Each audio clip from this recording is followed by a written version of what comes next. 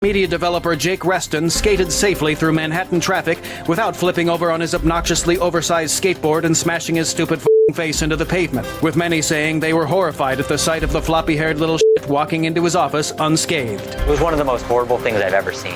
He wasn't even hit by a car. I was just praying that someone would step in and throw him off his stupid little skateboard and punch him right in the mouth. In other news, a study finds owning a cool leather jacket is more rewarding than raising a child. A community garden sprouts the first condom wrapper of spring, and a little turtle gorges on an entire raspberry. Tonight in the cabin, schoolmarm's telling about how they talk about corpulation down the school. Only a fool needs telling how to screw. Just let the pecker guide you. But come on, listen anyhow. This is the Onion News Network. Got Telegram? You can follow our channel there and discuss show prep with other listeners at telegram.freetalklive.com.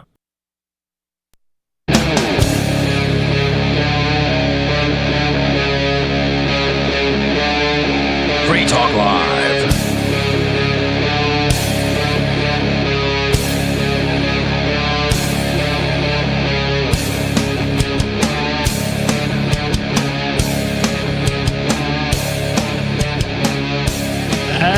And we're back.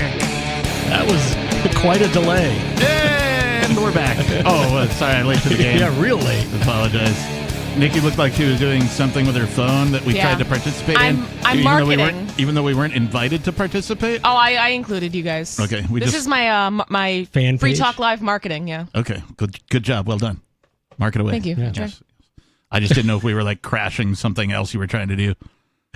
No, I mean, this is my main thing right now, I guess, doing the show. Well, welcome.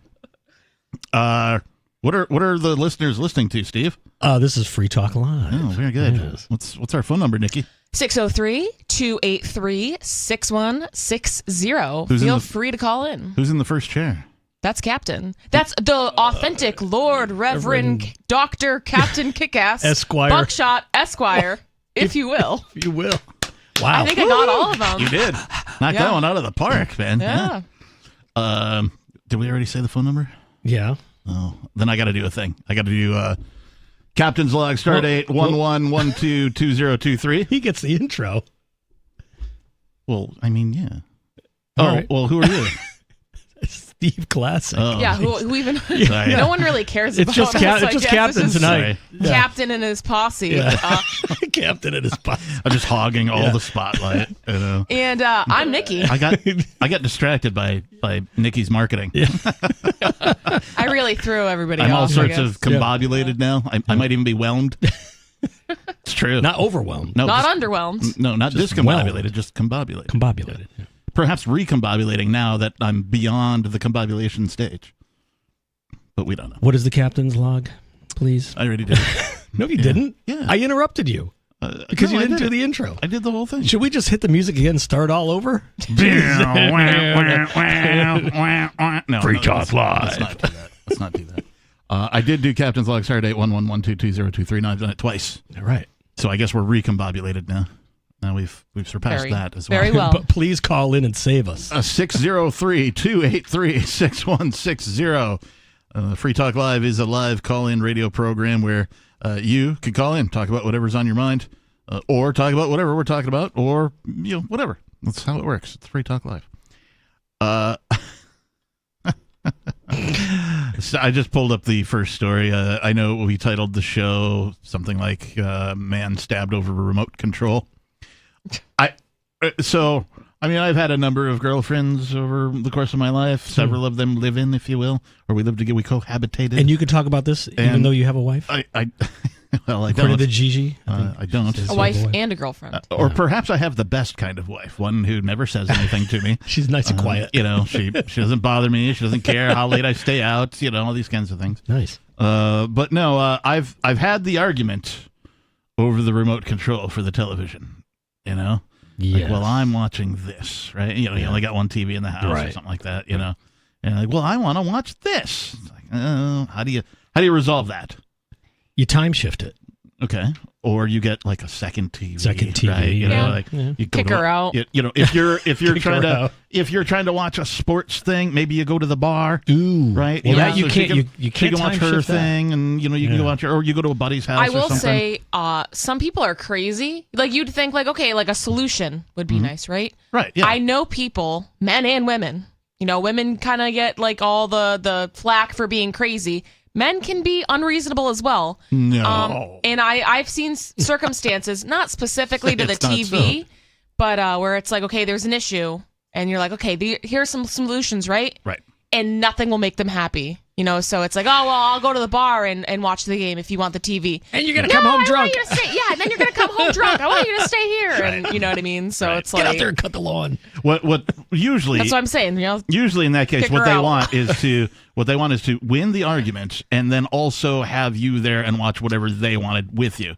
and so I that think they can- that punishment, happens So that they a lot can, of the time. you know, yeah. like either because they want to spend time with you, which hopefully that's the reason, or because they just want to gloat for like another hour or two. Yeah, it's just, You know, I because won. they won the argument or whatever. So Yeah. anyway, this is a thing. Hopefully, couples out there, Yeah. hopefully you've figured out ways to resolve this. And I'm assuming that if it gets to the point where there's a physical altercation over this, that these are probably crazy, unreasonable people. well, That's this, my assumption. Buy another TV. This from WTAE.com. I believe this is out of Pittsburgh, Pizzaburg. Pennsylvania. A man stabbed after repeatedly asking Pittsburgh woman for TV remote. Michelle Robinson, age 57, is charged with aggravated assault. Wait, did she stab him in the hand? A man told police a woman stabbed him in the hand In the hand. after he repeatedly asked for the TV remote. The incident happened around 12:15 a.m. Tuesday on the 2800 block of Bedford Avenue in Pittsburgh's Bedford Dwellings neighborhood. That's a lot of information. Yeah. Well researched. Yeah, I know. Okay, what's their address? Yeah. In that It's probably section. like 2801 or something, right? Yeah. The 28 block. Yeah. 2800 block. Anyway. 2800 block. According to a criminal complaint for Michelle Robinson, 57 of Pittsburgh, the victim told police Robinson was keeping the remote control from him in her purse, and he asked for it multiple times. According to the court paperwork, the third time the victim asked, Robinson pulled a knife out and stabbed him in the Only hand. 3 times. Wow. Third time's a charm. Something. Or a It's- hand stabbing. It's something. This happened at 12:15 a.m. on what night? Tuesday. Tuesday. What could So- be so important on television at 12:15 a.m. on a Tuesday in Pittsburgh? And also, like, everybody has DVR. Everything's recorded. Like, you know, she's watching something on Netflix. You know, Although like something that is pre-recorded. Although at age 57, you don't know, like, Maybe, maybe they don't have that skill set. But I will say, my assessment was correct. Like, she's crazy. Oh, you think? Yeah. According to court paperwork, the third time, yeah, we already said that. The court paperwork said that Robinson initially told police the victim stabbed himself. They always do that, you know? Stabbed himself. And then He later wants said, attention. the victim had assaulted her. They do that too, where it's like, you know, I'm going to stab you. And then the cops come in. But Oh, Nikki, he's beating me. but Nikki, you're supposed to believe them all. Yeah. Yep. Every one of them. They would never lie. No. Never. Why would anybody lie to further their own personal agenda? Never. It's not like they learned it from politicians. Anyway, police said that Robinson later made a spontaneous utterance that she did indeed stab the victim. Oh. Talking to the She ratted police. on herself. She- Talking yeah. to herself because she's nuts. She's like, I'm glad I stabbed you. Yeah, I should have stabbed him a couple more times in the Yeah. other hand or something, right? You know, like. Robinson had also told police the man wanted to watch football, but she wanted to listen to music. Oh, it was music, right? Yeah, All right. yeah. Football on Tuesday morning at 12:15. What football is he watching? And, I think and there's it's Pittsburgh, so they got to be talking about either college or NFL. college game on a Tuesday night. But I don't. Is it worth your life? Yeah. Or a hand. Yeah. Jeez. Perhaps they did have some sort of DVR thing going Oh. on, right? And They could only play back one. He wanted to watch the Monday night Steelers game or game, something. yeah. You know what I mean? I don't know, but it's in Pittsburgh, Pennsylvania, so we're not talking about football. right? Yeah, like football. soccer could happen on a Right. Tuesday, Well, right? yeah. But this is a U.S. publication from a U.S. city. Odds are they're talking about not soccer. Right. What was the Tuesday night or the Tuesday night game? What was the Monday night game? Was that this week? Is that this past month? Let's see, when was this published?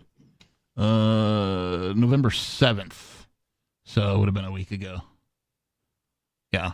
So I don't know what the solution is for you and your situation, and for anybody out there who's trying to figure out how to handle the remote in your household. But stabbing somebody in the hand, not the answer. No. Just wanted to throw that out there. No. Trying I mean, to- I only have one TV, right, between the two of us, but I have so many other devices. Matt has like probably 4 laptops. I have one. We have cell phones. I have a tablet I could get if I really wanted. You know what I mean? Like, I just can't imagine a world where like you have 2 people in 2023 that don't have a computer, a cell phone, something else that it's magic like, rectangle. And they both have to watch at Something. the same time. Right. Yeah. We're going to sit down and watch the same. So the Steelers haven't played since week 2, which was September 18th. And they just played today. so maybe oh. he's watching the old, game from September. Oh. He had to watch Yeah, but that. it didn't say they were watching the Steelers, or he wanted to watch the Steelers. Well, I mean, if you're in Pittsburgh. Right, you- but lots of people are just fans of football. Yeah, they just don't- watch whatever. Yeah, it could have the red zone. Especially if they've got like gambling going on. They've got the fantasy football thing. yeah, dialed people in, love and, fantasy football. I know a guy who flies from like the West Coast down to like Florida every year to like participate in a fantasy football thing. To bet in Florida? I don't. Oh, it's a league or something? Well, it's their own personal league, so it's not like official. It's below board, right? Right, it's like- there's no website for it. It's just a Right. group of guys get together and they have their own method, their own pool, whatever it is. I'm not a fantasy football guy, so I don't know how these things work. Yeah. But like, It sounds complicated. it's so important to him that he has to flies fly to across Florida. country, like once a year to Well, participate. the only with time his- I watch with his football buddies. is when I get paid to watch football. And I haven't got paid to watch football in a while, so Yeah. I've given up. Okay. Well, good enough. Moral of the story here: don't stab people over the TV remote. Don't watch. I do remember one girlfriend in particular that I used to make her mad every time I said this. I would say something like, "Well, I'm the man. The remote belongs to me." Whoa. She stabbed him. That'll get you stabbed. Yeah, that'll get you stabbed that'll right get you there. stabbed. And she would say stuff like, "I hate when you say that." And I'm like, Yeah. "Well, that's why I say it." Right? So, like, you're gonna push my buttons, I'm gonna push back. Yeah. Right? That's really all. And then I'm she saying. harumps out of the room, and you get to watch whatever you want. We had more than one TV, so Yeah. like it wasn't, But I did keep the remote, in my recliner. Right? In your purse. It had the little thing that hung over the arm. Yeah, I guess it was a little recliner purse. You keep the remote in there, a couple of remotes, right? Maybe some spare batteries so you don't have to get up when the remote dies. Oh. A friend of Thinking mine ahead. he had this remote control that basically it was a custom remote control. I don't know where he got it, but basically if you go into a sports bar and you just hit this button, it basically starts changing channels Oh, that's and bringing funny. volumes up and down. Yeah, and that'll start a bar fight. I used to live in he would just hit it and the whole That's place would go so nuts. funny. I used to live in a trailer park, right? Yeah. So all the trailers very close together. Yep. You open up your living room windows, right? And everybody subscribes to the same cable company. Yeah. All the remotes work on everybody else's boxes. We used to have fights, right, with neighbors, like it was fun, right? It was Yeah. kind of like laser tag. Like everybody would duck down, and then when Change the nobody was channel. watching, you like remote click. Either turn it on, turn it the off, next- change the hit the channel, next turn the house. volume Yeah. up, turn it down, whatever. Change it to something they didn't want to watch. Yep. And then they turn around and look over and see nobody. Yeah. Because you were There's like, a hi, ghost. whatever. Yeah. Right. We would do that. It was a lot of fun. I think they've changed remotes now to where I don't think that's possible anymore. I think I don't know. they click with one box or whatever. When you first power them up, you gotta yep, this is the remote for this box. There's some sort of encryption or something that happens there. Yeah, it identifies itself and links itself only to that cable box Right. or whatever. Takes all the fun out of it. It does, yeah. Yeah. But it was fun for it's kind of like prank phone calls. I'm older than last Caller call ID. return. Yeah. I'm older than caller ID. Yeah. Right? There used to be no *69. Nope. You could not return. You had to get a warrant to find, if somebody prank called Yeah. you had to figure out, you file something with the police, get a warrant before you could get somebody to trace the call where it came from. Right. Or give you at least the 10-digit number that the call originated from. So we used to do prank phone calls. We used to look up the last name Booger. Oh, you were talking about. Have I told this already? Yeah. I know the story. I'm old. I tell these stories again and again. I'm gonna tell it one more time. We used to look up the last name Booger in the phone book, and it would say something like, Dave Booger or Dave and Melissa Booger, right? And female answers the phone. We're like, oh yeah, I'm looking for Bill Booger, please. And she's like, I'm sorry, who? And we're like, Bill Booger. And she's like, yeah, there's nobody here by that name. Like, well, this is the Booger residence, isn't it? Yeah, this is Mrs. Booger. How can I help you? Well, I'm sorry. I guess I must have picked the wrong Booger. And then you hang up and you laugh. Oh, my God. And you're on the ground laughing. And there was nothing they could do about it. Yeah. So I used to do a lot of prank phone calls, too. yeah, That was just a thing. Back in the day. It was just, Back in the day, it was fun. I think I've reached the statute of limitations, though, right? They can't. I'm Yeah, admitting. right. I'm I know. How many admitting years this. do you have? I think Rotary phone. Yeah, but this is all before I was 18 anyway. So Oh yeah. I was Yeah. 10 years old. yeah. So all right, moving right along. We have a number 2 story. Number 2. I'm not sure. Well, because we're coming up on the bottom of the hour here. I'm not sure that we Then want it's to. The phone board is loaded up. No, it's not. No. All right, fine. This from sfgate.com. Tonight's number 2 story. 4 men charged in theft of satirical golden toilet titled America at Churchill's birthplace. All right, lot to unpack here. 4 men. 4 men. Not They're heavy. I saw a gold toilet. gold They're not toilet. wise men, apparently, but they are 4 men have been charged in the theft of a satirical golden toilet. Now, I know what a toilet is. I can imagine what a golden toilet might look like. They have a picture of, I'm assuming, the aforementioned satirical golden toilet in the article, but I can't show people that on the radio. And so I'm not sure what a satirical golden toilet is, unless it's like not really gold. It's like fool's gold Pyrite. or spray painted gold or something. I don't know. So it's not 14 karat or anything. I think satirical is probably the wrong word. We'll find out. And then why would you name a satirical golden toilet America? If you're Churchill, Well, and then who is Churchill? he was the prime minister during World War II for Britain. For the So we're UK. For the talking Winston Churchill? I believe it's Winston. It just says Churchill. It I would does. assume, that's what I would assume. Or it's Churchill Downs. We will fight in the Kentucky. fields I don't know. and in the streets. We shall defend our honor. That bit from Iron Maiden where it's Churchill's speech. Right? Yeah, they took a sample of Churchill and put it. Anyway, talking about metal again. So why would you put a satirical golden toilet at Churchill's birthplace and call it America? There's so many questions just based on this headline alone. There's a lot to unpack here. So his birthplace, was that at the hospital, maybe? Ooh, I would don't assume know. they just mean the town, The right? town? The city. At his house? Well, yeah. What is a birthplace? And it's funny right? that the number 2 story is coming from San Francisco Gate. Like they are the number 2 capital of the world, Yeah, I think. that's true. Yeah, watch where you're walking on the sidewalk. They have there, an app Frisco. for that. So the photo that they have, though, does show a rather industrial-looking, we'll say restroom. It looks like it's on a gas station. It kind of does. It's an odd shape. The walls are all white. The stainless steel double-roll toilet paper dispenser. Looks like there's a paper towel, dispenser beneath or above a what do you call it? A trash Looks like can. it's built into a corner. It does. It somehow, almost looks like rounded. It almost looks like a prison type of a setup. Ah. Not that I've been to prison, but Just You guessing. can imagine. It's all right. satirical. It's satirical. Yeah, okay. London AP. 4 men were charged Monday over the theft of an 18-karat gold toilet. Well, Wow. how is that satirical? I think it just in general, it's supposed to be a joke, right? It's a real golden toilet, but It's only 18 karat.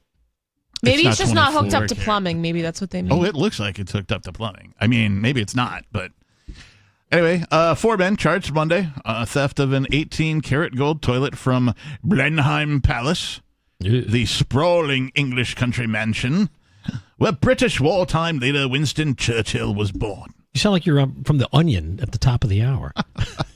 This is not the Onion News. This is SF Gate. Okay, so we've answered the question. Churchill's birthplace, meaning the mansion Okay. in which he was born. So apparently this golden toilet was in the mansion. Blenheim Palace. Home birth, cool. The toilet, valued at £4.8 million, Wow. or $5.95 million in dollars, Wow. was an artwork titled America. Oh, it was just a piece of art. It wasn't a real toilet. When you sit on it, do you wipe your president? You use pound notes. Hey, that's just like Congress. Flush. And intended as a pointed satire about excessive wealth by Italian conceptual artist Maurizio Catalan. It was part of an art installation at Blenheim Palace near the city of Oxford a few days before it vanished overnight in September 2019. Wow. So imagine you're like, hey, everybody, the new art toilet is getting installed. It's 18 karat gold, and it's part of this whole art installation. Now, the room that they have it in does not look like art at all. No. Right? Like the toilet, okay, I could see the toilet being considered art just because it's all shiny and gold. Yeah. Right. But the room is just, I mean, it looks like a gas station station, restaurant. Yeah. It's a weird shape. It's got, regular toilet paper holders in it, whatever. But at any rate, the Crown Prosecution Service said Monday it has authorized criminal charges against 4 men ages 35 to 39. It's a pretty narrow age range over the theft. They are accused of burglary and conspiracy to transfer criminal property. So the toilet itself is criminal property? I guess since it's stolen. And they're transferring it? Yeah, but it wasn't criminal property until they stole it. Yeah. And then even then, it's not really their property. It still belongs to the rightful owner, right? Just slapping They're just on trying another to charge. rack up the charges. These weirds are dumb. Words? Words? These words are stupid. There we go. There you go. I'll get it right eventually. Last night on Free Talk Live, by the way, I was on. And man, speaking trouble having was I. Yeah. Right? Like things, words, right? Just doing all sorts of weird stuff. So don't be surprised if it comes back. Hopefully I've overcome it. But we'll see what happens. It's been a long day already. 7 people had been arrested over the heist. So they've charged 4, but they arrested 7. So there's 3 people Just out in there. case, for good measure. So like security guard, maybe. Okay, so I'm not a thief. I don't believe in thieving, right? I think it's wrong to take from others what you didn't earn. Right. However, if I were part of this crew, right, and I'm just hypothetically speaking, right, I got you to go along. I would want to, take care of business in this golden. Yeah, before right. you pull That's it out a of there. bucket list Or item, at least get like a photo, like you got your pants out, you're sitting on, you're like, get a picture. Just look, I'm sitting on a throne of gold. Yeah. Right? Yeah, or else it's all for nothing. Yeah. But that's just me. 7 people had been arrested. No charges have been brought until Monday, 4 years after the toilet was stolen. The artwork, however, has never been found. Wow. Does that mean the toilet was never found? I think so. I think that's the That's the artwork artwork, that yeah. they're referring to, right? You would think so. But they said it was part of an art installation. Yeah. The golden toilet was fully functioning. Cool. Wow. Yeah. So then maybe before stealing it, you want to make sure that, you just had your meal, maybe a half hour after mealtime. Maybe you had some coffee to chase your meal down with before you go about the theft. Ready to go. Just so that you can, take a fully functioning art. 603-283-6160. We're not quite done with the number 2 story. We've got more of that. Plus, coming up, what's going on in New Hampshire? Are they going to secede? It's Free Talk Live.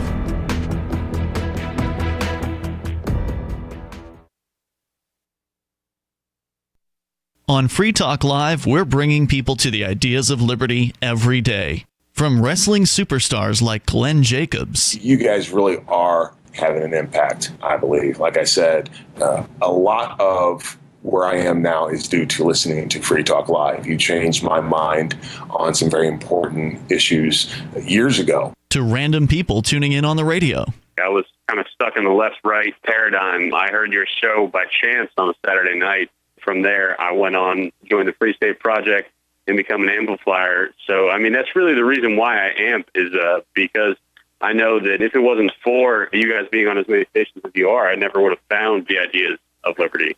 You can help more people hear the message of liberty by joining Free Talk Live's AMPS program on Patreon for as little as $5 a month. And you'll get access to special perks. Visit amps.freetalklive.com, amps.freetalklive.com.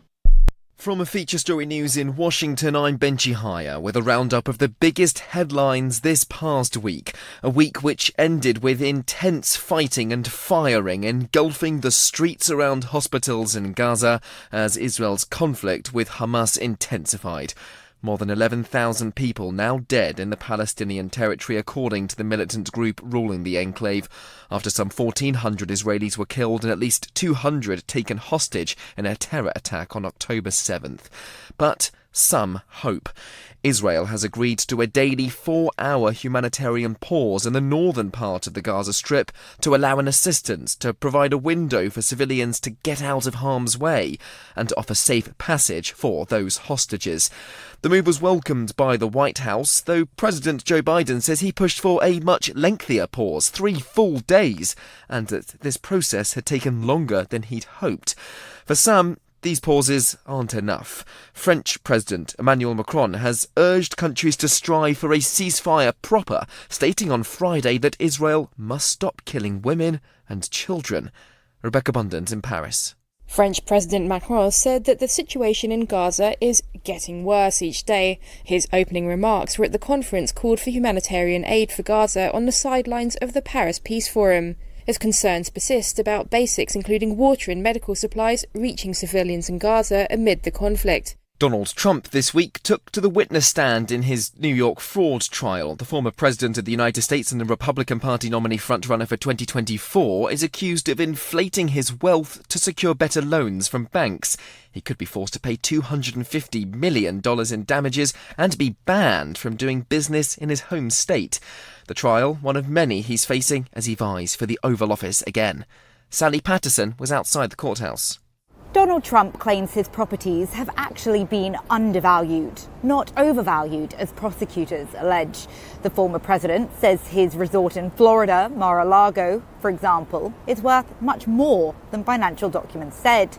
He's called the case politically motivated and an attempt to keep him out the White House. And the White House has confirmed that current President Joe Biden will meet Chinese President Xi Jinping in San Francisco next week. It'll be their first face-to-face meeting in a year and comes at a time of continuing tensions between the two superpowers. Nick Harper reports from Washington. White House officials saying Biden will indeed meet with Xi next Wednesday, while both men are in San Francisco for the Asia-Pacific Economic Partnership Forum. Biden is looking to stabilize the relationship and create a framework to better manage it. But the president, we're told, will also press assertively on a number of issues of contention. That's your Week in Review. Our Matrix server is about as free as internet chat can be. Join the existing rooms or create your own at chat.freetalklive.com.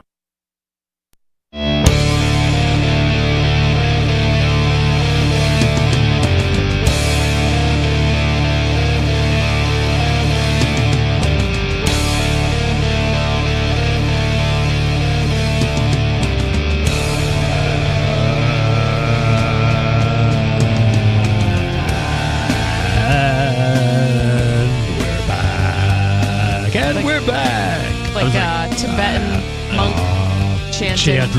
Gregorian chant. I'm like, who's torturing a cow? Like that Beastie Boys song. What no. song? Oh, we can't sing. Well, yeah, be careful. Yeah, copyright. Yeah. I don't remember what it's called. Okay, that's fine. Rights. What's the name of the show? Free Talk Live. What's the phone number? It is 603-283-6160. That's the domestic terrorist hotline. Call in now. Very nice. Who's she? And Nikki. And who's he? Steve Classic. And who am I? The captain. Oh, very good. Who are the people that, will call? Anyone who's interested in joining we have a word for them. Callers, yeah. Listeners. I mean, I'm just Listeners. Listeners Listeners. Who calls in callers? Well, a listener is different than a caller. Right. Well, you never know. They can change the topic. Sometimes Because they they might just be standing there in front of their radio, like yelling at us, Yeah, right? that's like, cool. No, that's not true. That's not how I do it, right? You know, That's what I do when I listen to this show. Really? Yeah. I don't call in or anything. I just shut it off. stand there and just yell. I have been You're known wrong. to, when I was just a wee listener, you know, a decade plus ago, when I was living on the West Coast, listen to the show, and it was like, we'll call it classic Free Talk Live. So Mark and Ian, right? You know, and I remember listening to it going, "No, Mark, you're wrong. You're wrong," like yelling at my radio. Yeah. You know. Then you started calling in. And then I moved. Oh, now I'm here. Yeah. Yeah. Hey, you know, happy to Here you contribute. are. Yeah. Happy to contribute. Anyway, it's Free Talk Live. We've been talking about our number 2 story. The golden toilet. The story of the Golden Throne. The sarcastic. What is? No, it wasn't sarcastic. Satirical. Satirical. Yes. Satirical golden toilet. So apparently, an almost $6 million toilet was a piece of art titled "America," which might be an accurate description of today's America. Yeah. Mm-hmm. I don't know that It does kind of feel that way, right? I don't know that it's golden. You know, right? I'd like go, what is that for? You're putting lipstick on a pig? Yeah. That's kind of what it feels It's like. fool's gold, right? Yeah. We're the cleanest shirt in the laundry. But we're way at the bottom. Yeah. And so apparently it was stolen in 2019, only a few days after it was installed at Blenheim Palace in the UK. The Crown Prosecution Service said they are charging 4 men, aged 35 to 39. They had arrested 7, but only 4 are being charged currently. And the artwork has never been found. The golden toilet was fully functioning, and prior to the theft, visitors to the exhibition could book a 3-minute appointment to use it. Wow. That's So weird. you don't even have to steal it to use it, right? You could just go there, book an appointment, probably pay for it. I'd pay for that. Hey, look at me, I'm on a golden throne. How do you time that? You know what I mean? Yeah, 3 minutes. I don't know. I might have to book multiple appointments back to back. Like I need 10 of them. 4 appointments. I'll go 10. 10 in a I'm here for the full half hour. Do you have a silver toilet I could use? Yeah. Oh, I can't afford the golden one. You know. Do you have a copper one? Yeah, we have 2 minutes on the silver toilet. Police said that because the toilet had been connected to the palace's plumbing system, its removal caused significant damage and flooding to the 18th century building. Oh, gosh. A UNESCO World Heritage Site filled with valuable art and furniture that draws thousands of visitors each year. Well, okay, but like, I mean, sure, that's a result of the theft, right? And that's damage that should be assessed or whatever. But at the same time, you installed a toilet amongst millions of dollars of art. A working toilet. A working one. A working golden toilet. So, like, you know... should have thought of that. It's like, you know, it's cold in here and I'm having to heat. I think I'll bring the grill inside, right? Like, no, don't do that. That's poor form. The Guggenheim Museum in New York, where the artwork was installed in a bathroom prior to it being shown at Blenheim Palace, described the toilet as cast in 18-karat gold. We already said that. Yeah. The museum said the artwork invited viewers to, quote, make use of the fixture individually and privately to experience unprecedented intimacy with a work of art. That is so strange. I just can't imagine going out of my way to facilitate something like that. Like, you go to an art museum, right? That's a normal thing to do, I suppose. But I'm going to go to this specific art museum because they have a golden toilet and I've been fantasizing about taking a crap on this toilet for years. I'm going to go there. I'm going to pay money, book my 3-minute appointment. Okay. I just can't imagine like living in that I don't know. How do you time? Like, if you're 3 minutes, there's that too. Yeah. How do you? And then like they gotta hire somebody, right? Or do they and what kind of cleanser do you use on a golden toilet? Right? You're not using Comet. You're not using Clorox. What are you using? You know, I'm naming brands. I shouldn't do that, but you know what I mean. You get the idea, right? You're not gonna use bleach on 18-karat gold, are you? Maybe. You know what kind of scrubby? Like jewelry polish. You know how people polish their rings and stuff. That. Every time. Okay, but what kind of toilet brush do they use on gold? Right, it can't be just the off the shelf, standard. Yeah, they need regular, like a microfiber cloth. something, right? Yeah. And then do they make you clean it, or do they hire somebody? You have to know what book I mean? another 3 minutes to clean your mess up. Like, I imagine that, there's okay, your 3 minutes are from here to here, and then there's a 3-minute break for our sanitation people to come in and clean it for the Scrub next it. person. Disinfect. Right? Like, I'm already kind of leery of public bathrooms, right? Yeah. I try not to I'm not use going them. to pay to use one. I don't care what the toilet's made out of. I don't know, man. It's probably pretty cold, too. If me and some friends, we got baked and went and visited this museum and there was no line, how much? $50? Okay. Everybody get a photo. $50? Right. I don't know. I'm just making it Wonder, up. yeah. Wonder, I have Would no you pay idea. $50? I'm going to ask To get a the photo magic of me sitting on the golden throne, I think that would be awesome. Right? That's just All right. my own personal opinion, right? Nobody else has to value it, but All right, I yeah. think that'd be fun. Yeah. No, I was just wondering. Hey, check it if out. that was a man. legit price. Yeah. I mean, maybe if but then there'd have to be a camera in there, or you'd have to invite somebody in there with you to take the photo. Yeah. So, depending on how hung up you are on stuff. And then if there is a camera in there, you're like, wait, is this camera No, there's a on guy. during, There's a guy that's staffed, the photographer, if you will. the concierge? That's The staffed. bathroom yep. guy, right? Yep. In the fancy bathrooms where they He brings hand you a towel, hors d'oeuvres. a hot towel, Can and I offer you a hot towel, sir? yeah. Would you like a tea? Would you like a crumpet? Do you know cologne, right? Don't they have deodorant and stuff like Yeah. that on The poopery. It shows you how unclassy I am. I don't even know what they have in these. You're like, the restaurants with, deodorant, a dude. the face powder. And they always expect a tip too, and you're like, for what? You didn't do anything. Right. Unless you're the groom of the stool. I mean, if you're the groom of the stool, then Groom of the stool. I'd give you some money. We're inventing new words, new phrases. No, here. the groom of the stool is a thing. Is it? It is. Okay. It's I can look it up on the magic rectangle. Is it someone who marries a toilet? No. Because that sounds like a groom of a stool, right? Or perhaps he's marrying a movement of bowels. Oh. That would be a groom A stool. of a stool. Yeah, a stool, yeah. I will. Okay. Let's finish the number 2 story, and I'll cap All right. cap You, it with the groom of the stool. You go ahead and sick our crack research team upon the subject at hand, and we'll come back to you, Steve. Will we ever see that toilet again? ? Personally, I wonder if it's in the shape of a toilet. To be perfectly honest, Police and Crime Commissioner Matthew Barber told the BBC. Oh, like if they melted it down? If you have that large amount of gold, I think it seems likely that someone has already managed to dispose of it one way or another. I suppose so. I think it would be more valuable as the toilet, but I it would would be think so, more risky to, black market sell that. Here's You just- can sell gold and it's less sketchy. It's like, this isn't stolen. Why would you ever think that this gold bar is from a stolen toilet? Why would you think that? Because it's got some stamp on it. Yeah. It's like, Culligan or something. Some Kohler or whatever. What's a popular You're like, toilet what's this? manufacturer? It smells like bleach. What's this speck on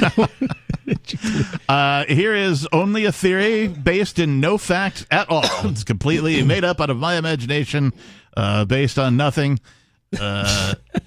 It would be cool, in my mind, if this turned out to be like some wealthy guy who's building a post-apocalypse bunker, right? An underground bomb shelter scenario, and he just wants his post-apocalypse bomb shelter to have the golden toilet in it. And I think you are both correct that the toilet would be worth more in the shape of the toilet Absolutely. than melted down as gold. The function of it is. Yeah. Yeah, because when you mix your labor with the product, it adds value to a thing, right? So, in order for this specific of a theft, because you could probably go steal $6 million in gold, Yeah. much easier than, from yeah. a different place than than stealing a toilet out of a museum or whatever. Yeah. So that's just my theory, and I'm sticking to it. All right. Okay. We'll never know, probably. Any theories from you? Well, I got the groom of the stool story. Oh, okay. Well, what's that? Surely one of the most Don't call me repulsive. Shirley. Don't call me Shirley. One of the most repulsive jobs in history was the groom of the stool. It was a role created during the reign of Henry VIII to monitor and assist in the king's bowel motions. bowel motions. Motions. Yeah. Movement. The word Commotions. stool. The word stool was in reference to a portable commode, which would have been carried around at all times, along with water towel and a wash bowl, to ensure he was carrying out his job at peak efficiency. Peak efficiency. To ensure the king was carrying out his job at peak efficiency. P-E-A-K or P-E-E-K? Peak efficiency? The groom of the stool would also have closely monitored the king's diet and meal times and would have organized his day around the king's predicted motions. Huh. I feel like I need someone for that. I need to hire that person. You need your own groom of the stool. Yeah. I feel like there's a all the king's horses and all the king's men joke in there somewhere, but I just can't find it. So perhaps surprisingly, it was the sons of noblemen or members of the gentry that were usually awarded the job. Over time, Awarded. Yeah, yeah. Thanks. Oh, congratulations! You finally made it. You've achieved. It's an honorable position. My dad and my grandfather were grooms of the stool. Now Right, yeah, it's I like- come from a long line of grooms of the stoolmen. Groomsmen of the stool? Grooms of the stoolmen? One might hope to be reimbursed handsomely for such a role, especially if the groom actually cleansed the royal posterior himself. Jeez. In all fairness, though, there are no historical records to suggest that the groom went to these extremes, although he would have almost certainly helped the monarch undress. Wait, so they're insinuating that at some point, whoever was using this stool they'd have a conversation with their friends. They'd be like, "Oh, are you using a different kind of paper?" They're like, "No, I have people for that." Like they're insinuating that whoever's using the stool, like their ass was so what's the word I'm looking for? Royal, that they employed people to wipe it for them. Right. Yeah. The king. Right. Yeah. But I mean, It's an honor. That's the original. It's an honor. It's the original bathroom attendant. There are just some jobs you got to do yourself, man. Right? Yeah. I mean, I get I know you come from a nursing background, and Yeah. I knew a girl. I who was have been employed in that who was position a- before. what do you call Less it? regal, but a nurse's assistant in like an CNA, old yeah, folks home, and yeah. that was her entire job. Was she's like, I am really tired of this job. All I do is wipe butt all day. You know? Yeah. And I'm I like, have, in you know? fact, worked that position, so I understand. Yeah. So like, I get it. Like if people can't, right? But like, if you're capable, you should take care of that. You know what? I think, coming from a nurse assistant background or a CNA background, I think it would have been more honorable, like if they gave me a better name, like, oh, you're a CNA, whatever. You're a mistress of the stool, of the elders, or Mistress something. of You the know what I stool. mean? Like mistress of the stool. It's like, yes. This is a And your very business card. Yeah, exactly. Like, oh, this is a very respectable role. It's like, no, it's not. And your office has a golden toilet. Yeah, exactly. I have That's the perk. clients. It's the perk of the job. I have clients. All right. What's going on? What's going on in New Hampshire? No segue there at all. It's Just cold. Cold segue. It's That's right. cold. It's cold. This from redstate.com. New Hampshire takes a second bat at legislation to secede from the United States. Cool. Yeah. The opinions expressed by contributors are their own and do not necessarily represent the views of this website. Blah, blah, blah. Okay. Without official written permission from the NFL. They do have a picture of a car with a license plate that spells Freedom. It's like freedom, but with one E. Freedom. Yeah, it's one of these vanity plates. I ran out of letters. I've never. Well, no, you can only. Well, anyway. That's what. Yeah, it should can only say be so long, right? FREDUM. I've never understood libertarians who pay the state extra money to get a liberty message Isn't that funny? on their Right. license plate. Yeah, does not make sense. Is it funny? No. Is it ironic? Sure. Mm-hmm. Is it disturbing? Yes. Because that's not the whole point of being, libertarian of any sort, Yeah. anarchist, voluntarist, libertarian, L, capital or lower, was to be against the state. I mean, You know what? basically, that's Blend what in a unites little us bit. all, Don't right? be so. If you were a real libertarian, you wouldn't even have a license plate. But y'all are a bunch of fakers with registered cars, license plates. Yeah. You probably have a driver's license. Bunch of fakers. I don't, chastise anybody for any of that kind of stuff because you're doing all of that under duress. Yeah. Right. You are under the threat of violence should you not do those things. Yeah. Right. And even if you are a student of the law and you're possibly like one of these sovereign citizen people who have studied all the nuance and all that kind of a thing of, what the law Their says. names are and in capital letters, I'm not traveling for official business, so you're interfering with my right to travel, et cetera, and so on. All that stuff is true, but you have to be so convincing to the Nimrods that are doing the enforcing that your only chance at getting any of that to take effect is through court. And it'll cost you $10 million to prove it, plus half your life, probably. How did we get here? I wonder that sometimes. How? I got a car. How did we get to the point where? Because obviously this stuff is new within the past 100 years. The advent of the vehicle, right? Okay. Right. So how did we get to the point where we need a driver's license? We need because it's so common. Very, very rarely I've never seen a car without a license plate. Yep. You know what I mean? If you do, someone's tailing them, or they have a dealer, a little fake or dealer the temp plate, sticker or so they can temp sticker, travel something. or whatever. I mean, maybe someone is out there driving without a license plate, but they're gonna get pulled over almost immediately, right? So this is a very rare And thing. repeatedly, depending on how far they travel. So this is a very, very rare thing in today's world in the entire country, right? It's just so normalized. This is what you need to do. You can't travel without it. Yep. No one questions it. Yep. How did we get to this point? At what point it's did creep, this start? right? You know what I mean? In the military, they call it mission creep. I'm trying to remember what they call it. Alex Jones calls it boiling frogs. Yes. Right? This is the idea that you can put a bunch of frogs into a pot of water. It progressively and gets...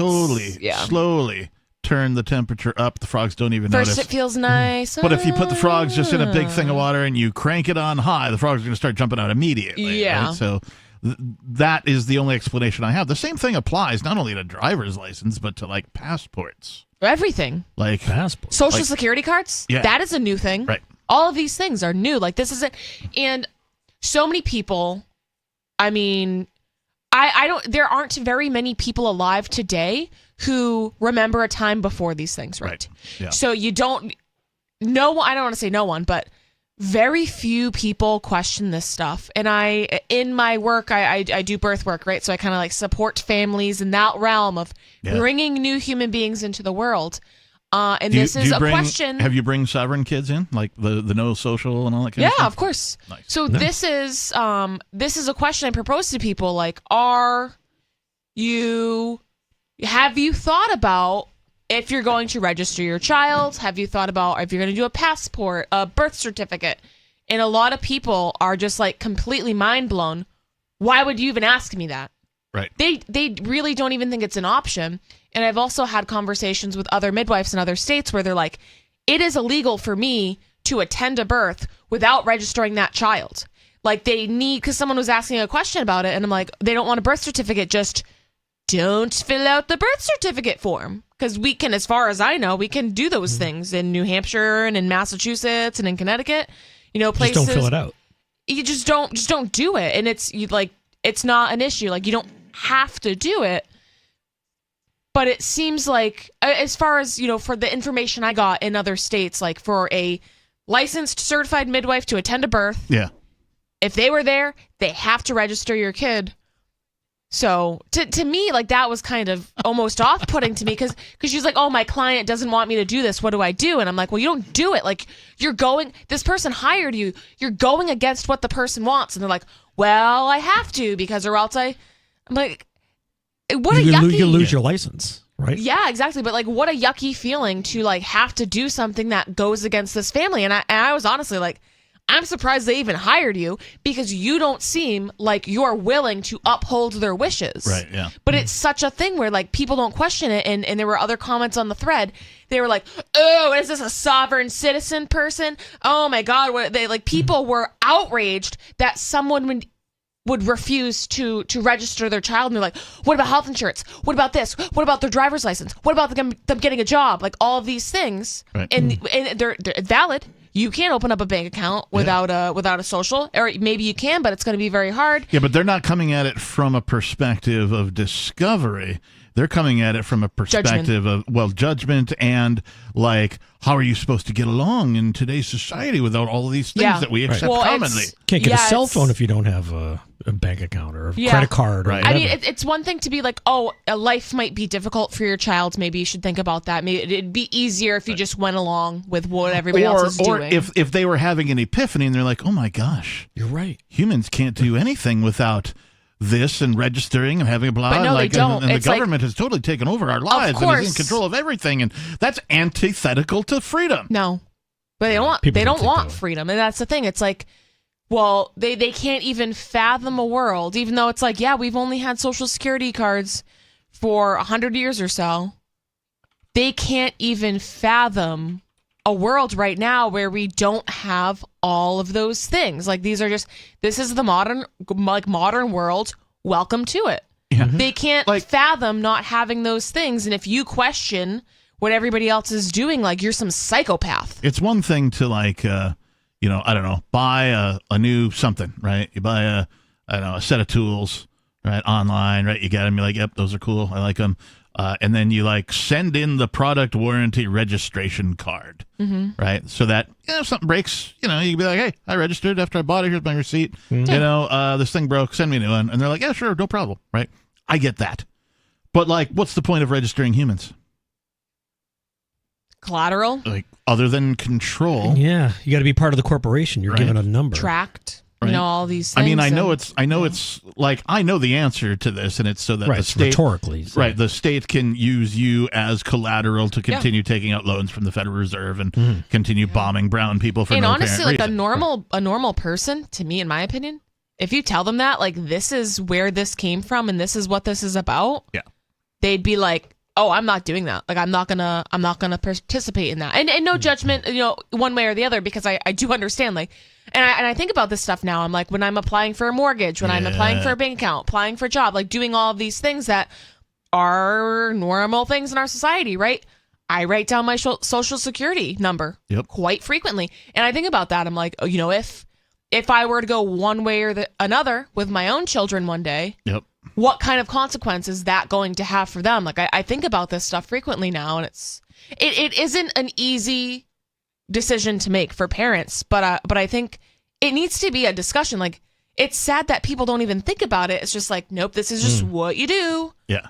I'm surprised we're not using phone numbers now instead of Social Security number. Because if you look on your Social Security card, if you actually have a card, it says this number is for Social Security Administration use only. Right. Right on there. Right on the front. It says it right there. Not for opening up a bank account or everything, right? Yeah, it's everything. Banks.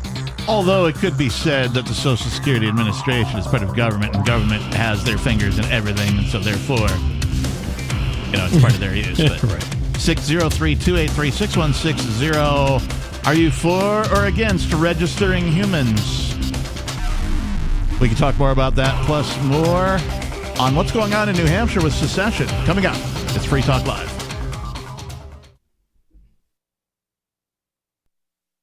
Join liberty-minded voluntarists, anarchists, and libertarians from June 13th through the 16th for the 8th annual Fork Fest at Rogers Campground in the beautiful White Mountains of New Hampshire. Fork Fest is a fork of the Porcupine Freedom Festival, which has sold out in recent years. Fork Fest happens the weekend before the Porcupine Freedom Festival. Fork Fest is decentralized, which means that there's no ticket cost and no one is in charge. All you have to do to join the fun is reserve your camping site, RV site, or motel room with Rogers Campground for June 13th through the 16th. You can find out more at the unofficial website, forkfest.party. You can also connect with other attendees on the Forkfest Telegram and Matrix chat rooms, as well as the Forkfest Forum. You can find links to those at forkfest.party. We hope to see you there June 13th through the 16th. Forkfest.party. My name is Jacob Hornberger. I'm president of the Future of Freedom Foundation, which Congressman Ron Paul awarded for having an outstanding freedom website. Write us at fff@fff.org, and we'll send you a free 3-month subscription to our monthly journal of libertarian essays and our booklet, Economic Liberty in the Constitution, which George Mason University economics professor Walter Williams praised in a recent column. That's FFF at FFF.org.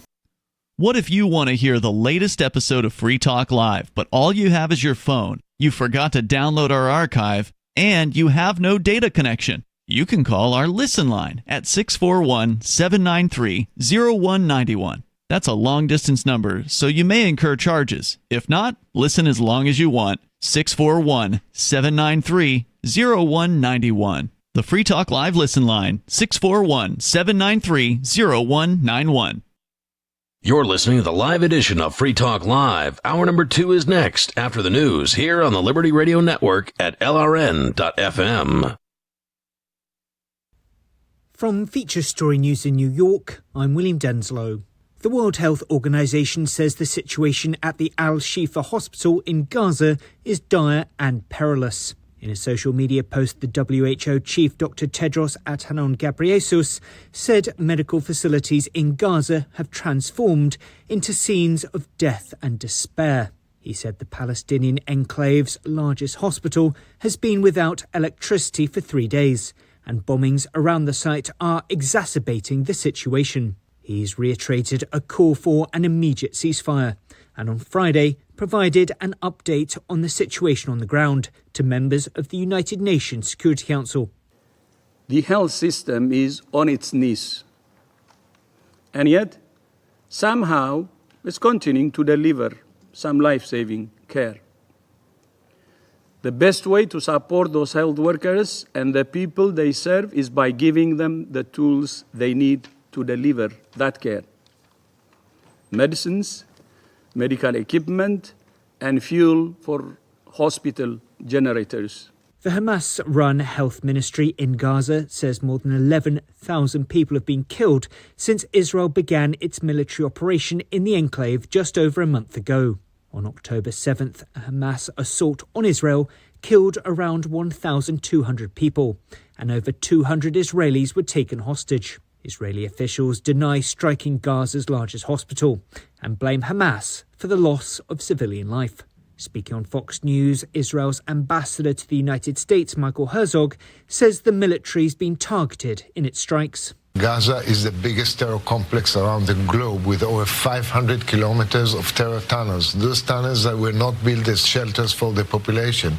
Preparations are underway ahead of a much-anticipated meeting between US President Joe Biden and his Chinese counterpart, President Xi Jinping, in San Francisco this week. It'll be their first face-to-face meeting in a year and comes at a time of continuing tensions between the two countries. Nick Harper reports from Washington. According to his team, Biden is looking to stabilise the relationship and create a framework to better manage it.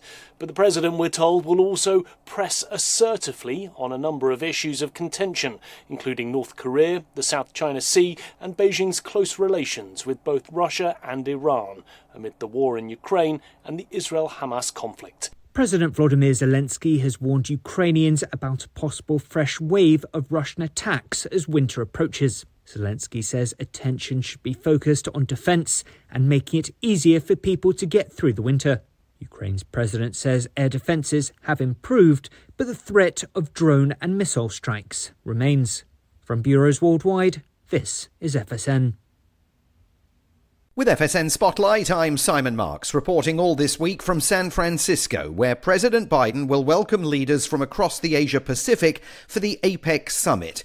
It is a very big deal for the USA and for the rest of the world, because on Wednesday, President Biden will host a meeting on the summit's sidelines with President Xi Jinping of China.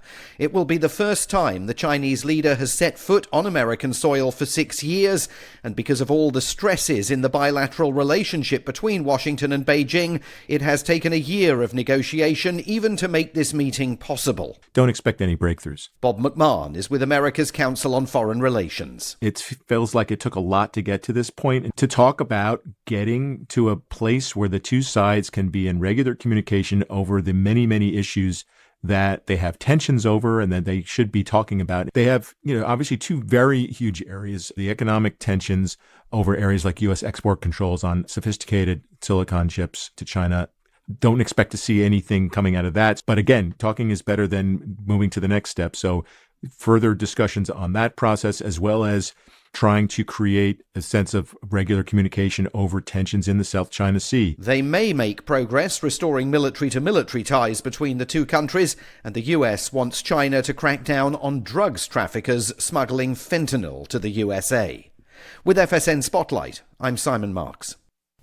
FSN is an independent source of news for TV, radio and digital networks worldwide. You can find more of our minute-by-minute updates on Twitter. Follow us there at Feature Story. And we have a wealth of audio and video stories from our global news bureaus on Facebook. You can find us there by following Feature Story News. Stay tuned for further updates right here. But for now, that's the latest Feature Story News. William Denslow reporting.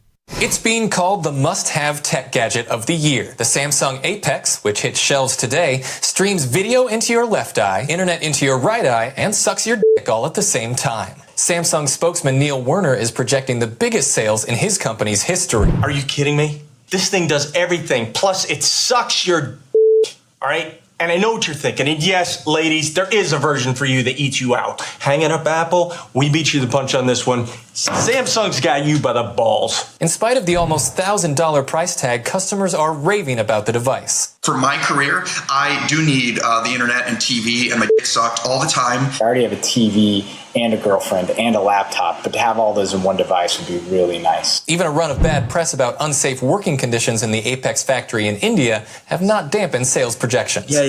Factory, switch up, blah, blah. How about you just plug your eyeball straight into the internet and get your dick sucked? This is the Onion News Network. You can stick it to the man and big tech. Join our FTL social mastodon at social.freetalklive.com.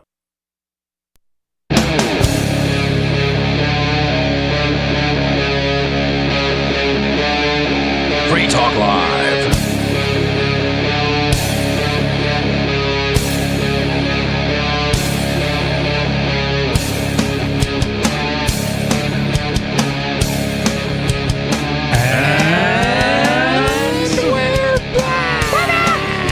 Back, aren't we? Yeah. Oh, you guys really don't want to point out the obvious.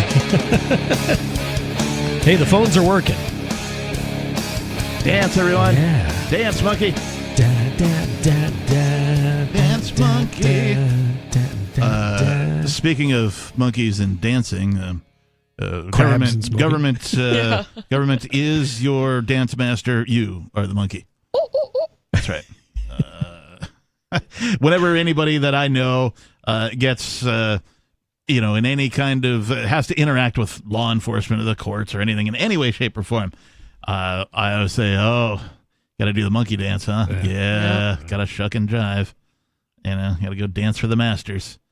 They want me to dance. I go, how high? Normal people. Stay out of trouble. Right? Not non-libertarians are different. I know a lot of people who are otherwise very rebellious people, except for time to renew my tabs or whatever, right? When it comes to anything to do with the state, what do you mean you're against taxation? Well, that's the thing.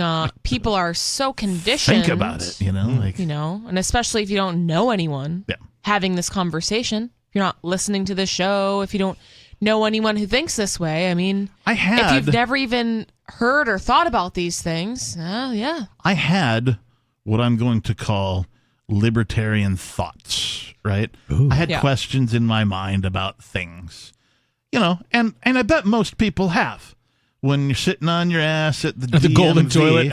No, at the golden toilet. Sitting on the golden toilet. You're thinking about this. When you're sitting on your butt at the DMV, right? You've picked number 60 off of the need a number taken number thing, right? Isn't that awful? And you don't even get any deli meats or cheese for that. And they're only at now serving 12, right?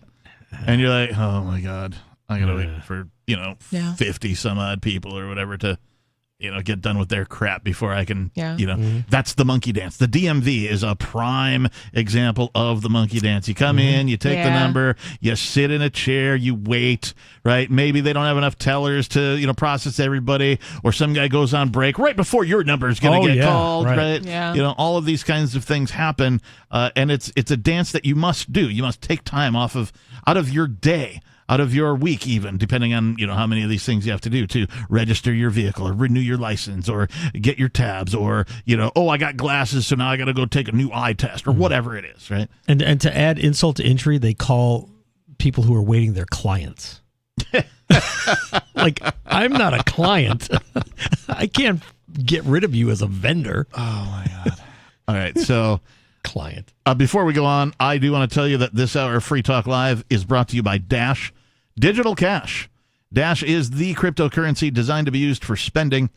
Rising fees have made Bitcoin a bit useless for purchases, but Dash continues to have fees less than 1 cent per transaction, and its features ensure Dash is undefeated as the most useful cryptocurrency in the marketplace. From a tech standpoint, Dash transactions are irreversible, and its network is protected from 51% attacks by their Chainlocks technology. There's no need to wait for a confirmation before considering a Dash transaction complete, so it's great for merchants. Dash is one of the oldest cryptocurrencies and is widely available on exchanges, including the decentralized Maya protocol and in multi-crypto wallets. It's easy to get, easy to use. You can start by learning more at dash.org. And a big thanks to the Dash DAO for sending us 32 Dash per month to promote Dash on the air. You can visit dash.org to learn about Dash. That's dash.org. All right. We'd finished our number 2 story, and we'd moved on. We haven't really even talked about this yet because we got off on a tangent about humans registering themselves for some reason. Or other humans. Yeah. Like just like things to think about on that topic before we move on to this story about secession. Human beings are the only animals on planet Earth that must show identification, nay, a passport even, in order to cross imaginary borders. Or just in general. Like, I need identification? Are you not looking at me? Yeah, I am a human. Do you think I'm a figment of your imagination? Yeah. Here I am. Yeah. You need a piece of plastic, an official piece of plastic or booklet to prove that? There are no other animals on planet Earth except humans that must do these things. Oh, nice. Yep. Nice. See my ID. Yeah.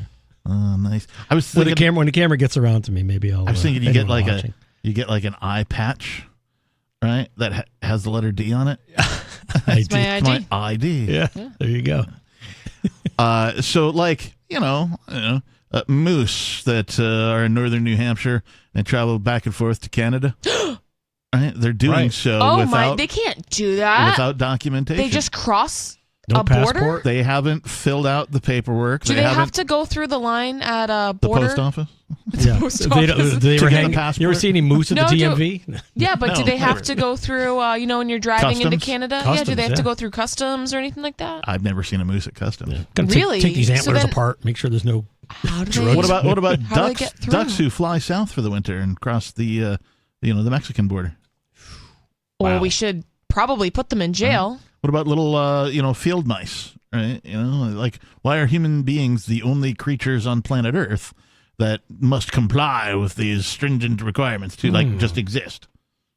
Yeah, those are good libertarian thoughts. Because someone else decided that they were going to enslave the rest of us. Yeah. That really is the answer. Yes, Yeah. correct. Nutshell. Bam.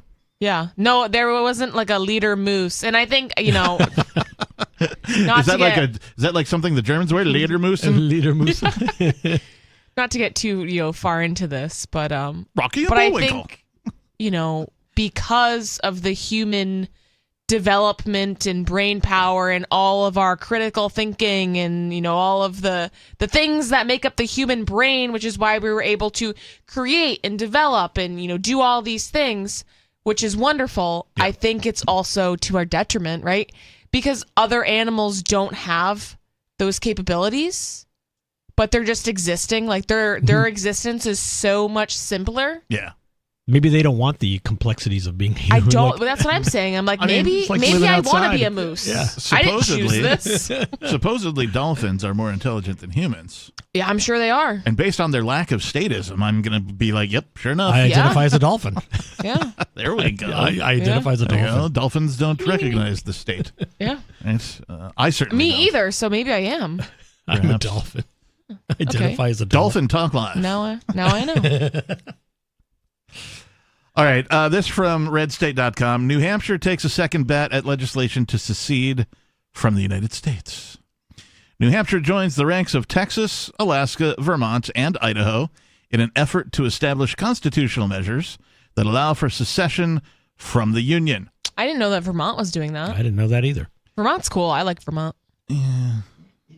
No. I mean, like, the thing that's cool about Vermont is you can see it from New Hampshire. That's about it. Like Vermont and New Hampshire are virtually the same except for the state, right? So I like New Hampshire, the state, far more than I like Vermont, the state, right? Yeah. The Vermont government is far more tyrannical than the New Hampshire government is.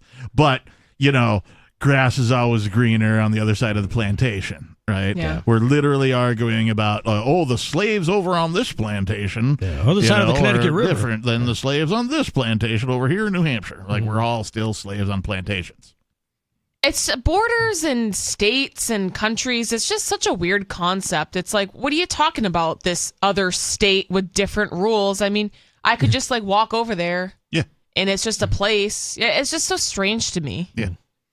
Yeah. It's like, Even can't we in, just exist? Like, why are we making all these rules and borders and? Yeah, well, Social Security numbers. Like, Yeah, it's social security numbers. Like, how did we get here? how is it okay for me to just sort of walk across the border between, New Hampshire and Vermont, for example, right? But if I want to cross between New Hampshire and Canada, The law. I got to be accosted by tyrants. It's the law. But it's no different. They're still imaginary borders. But if New Hampshire But it's secedes, the law. The law is different. If New Hampshire secedes, will we The have rules. border patrol here? Make sure you know all the rules. Need a passport. Yeah. Anyway, New Hampshire is working to establish constitutional measures that allow for secession from the Union. For those of you who don't know the difference between secession and succession, get a dictionary. Secession means exactly that. We are going to secede from the Union and become our own country. That's really what we're getting at when we talk about secession. The national divorce that Georgia Rep. Marjorie Taylor Greene alluded to last month appears to be garnering support in the most unlikely of places. After an attempt in the early part of the year, the Live Free or Die state is once again crafting legislation to explore how to be free from the bonds of the federal government. And this is a tweet, an X, I think it's called. It's a now, post right? on A post. Twitter. I refuse Social to call media it, post. I refuse to call it that letter. X. State Rep Jason Gerhard has sponsored a clever bill that would allow voters to amend the New Hampshire Constitution so that the state would secede from the U.S. should the national debt reach $40 trillion. It's interesting. The debt is already at $33 trillion and rising quickly. Yeah. No, it's just interesting that that's what he chose to use the debt. To put a number on it. I'd love it. Yeah, to use it. It's a very unique, and also I want to say that I really respect Jason for getting elected into a position, yes, like this, into a political position, and really going in there and getting stuff done. It seems like a lot of people kind of tiptoe and they're like, oh, I want to get reelected for, got to get on this committee. So I want to get reelected because then I can possibly do more. And they're, they are looking long term, I suppose. But it's like, if you're gonna do it. Because if you go in and you're just gonna be like all the other politicians, what is the point? So I really, really respect him for getting elected into a position of power and doing something beneficial.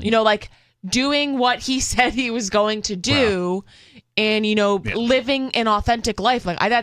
extremely respectable, and it's very hard, and we've seen it with a lot of people who they get elected as a state rep or whatever, and then they change, and the pressure and all of these things. And I will say the same thing about Matt Santonastasso. Like, he's another one where it's like, he has kind of just seemingly kept his morals and dignity. You know what I mean? To an extent. I mean, there's compromise when you get elected to these positions. Yeah, that of course. that you have to make. But that being said, I'm not a fan of let's join the system and change it from the inside, because to me that's a lot like trying to join the mafia and turn it into a charity organization. Right? Yeah, it's just not likely. However, yeah. Running and gaining office is very useful for spreading the message of freedom and liberty. Yeah. And that is what these guys are doing. Jason, and you mentioned Santonastasso as well. Both of these guys are doing that. Yeah. They are spreading the message of freedom and liberty by using the mechanics of the office that they hold. So in this case, Jason is submitting a bill that says, hey, you know what? The federal government obviously doesn't give two craps about any of us. And it's just building this debt, this insane debt that no one is ever going to pay off. And we don't want to be a part of it anymore. And so how are we going to peacefully exit? Well, here's an answer, right? There's a trigger now. There's a gate, a mechanism, right? And if the national debt gets to $40 trillion, right, then this thing kicks in. That's the idea behind this. Well, isn't it that it goes into the New Hampshire Constitution when it hits $40 trillion, and then after that it can be voted on? It's not just like the $40 trillion triggers. Well, let's find out. Okay, let's find out. For the first time in the state's recorded history, legislators in the New Hampshire House of Representatives have filed two bills aimed at giving voters the opportunity to vote on whether or not New Hampshire will peacefully secede from the United States of America. State Representative Matthew Santonastasso has sponsored a groundbreaking new bill that will force the creation of a secession study committee in the Granite State. This comes on the heels of a bill filed recently by State Rep. Jason Gerhard that, if passed, would allow voters to amend the New Hampshire Constitution, declaring that the state will secede from the United States should the national debt reach a staggering $40 trillion. Oh, so it's going to get into the Constitution first, and the $40 trillion it says triggers allow it. voters to amend the New Hampshire Constitution, declaring that the state will secede. So I guess this has to go up to a vote first. The Secession Study Committee, as envisioned by the bill, won't just be a cursory look into New Hampshire declaring its peaceful independence from the United States. It will delve into the understanding of the multifaceted implications, the potential benefits, and the challenges that New Hampshire might face if it were to consider seceding from the Union. This initiative underscores the urgency and importance of having a well-informed discussion on the subject. Representative Santonastasso said, given the current challenges at the federal level and the potential unforeseen changes in the national landscape, it's essential to study the feasibility of an independent New Hampshire. This effort is not about neglecting our shared history. It's about proactive planning and ensuring our state shall persist under any circumstance. Cool. True. The author here says, I sat down with State Rep. Santonastasso and some other folks to discuss that. We'll put a link up to this article. There's a YouTube discussion with this. The Secession Committee, however, has bill language where both bills are scheduled for the 2024 legislative session, which starts in January.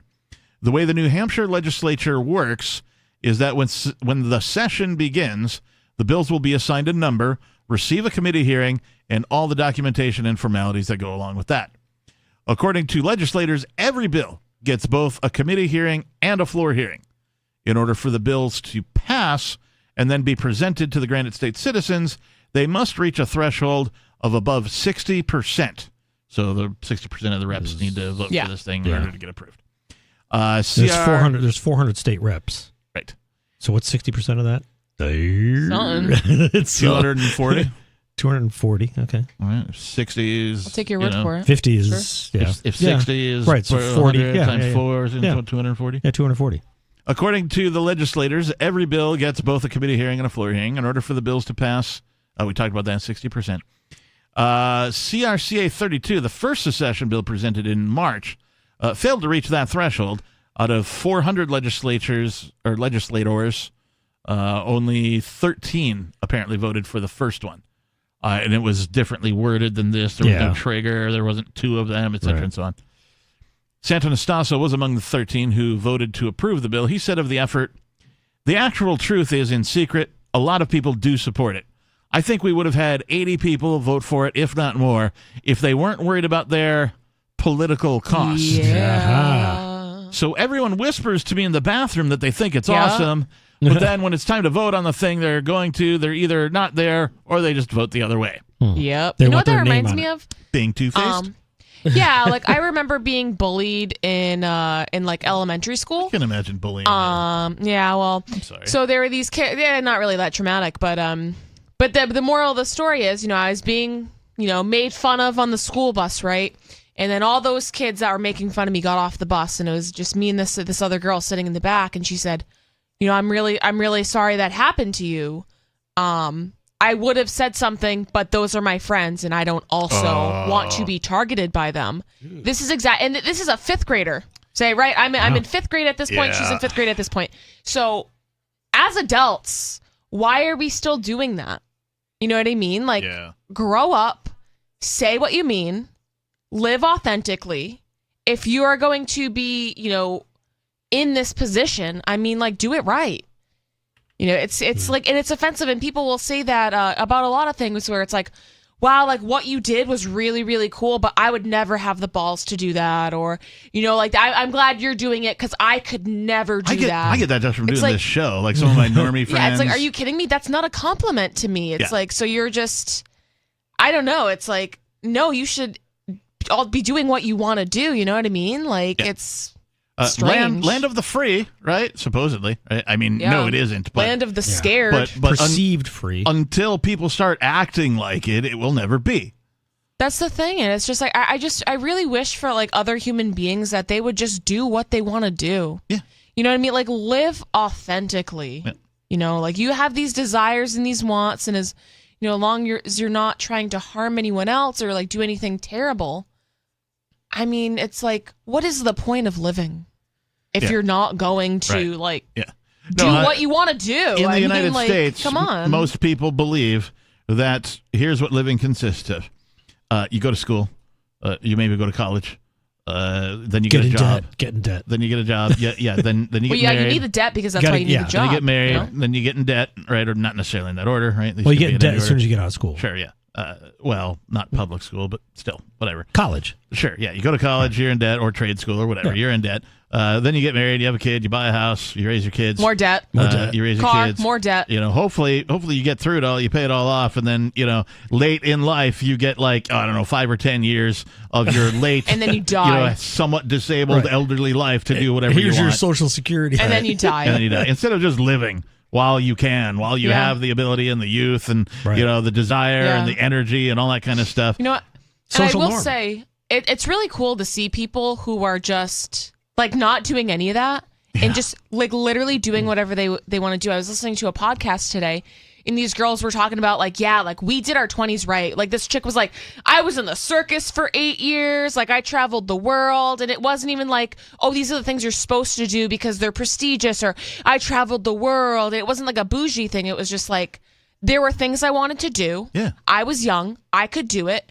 I didn't have a lot of money, but that's what I wanted to do, and I made it work. Yeah. And it's really refreshing to see people do that. No matter how, you don't have to be in your 20s to do it. You could decide, I'm in my 40s, I'm gonna quit my job, sell my house, and then go do whatever I want to do, or downsize and not have all this debt. Like there are so many different ways to do this, and it's very specific per person, but it's just so nice to see that, because I feel like people get so caught up in the ego, and it's like, do I need to buy this $500,000 house because of what is my family going to think of me? And I have to have kids because what are my friends going to think of me?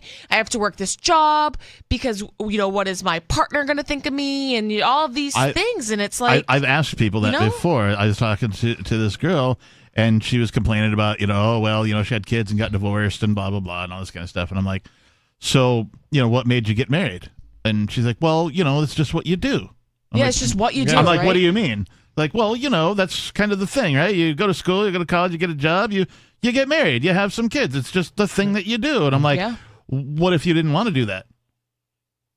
And then you wouldn't silence, sit in with your friends. right? Silence, right? Like they've never put any real. They're following this sort of indoctrinated, prescribed. It's expected. Like if that's what you want to do, go ahead. But like, there's more to it than this prescribed method of walking through the steps of life, right? You can do so many amazing things if you just think about it. 603-283-6160. We'll talk more about New Hampshire seceding. Plus, coming up, we'll talk about the Sperminator.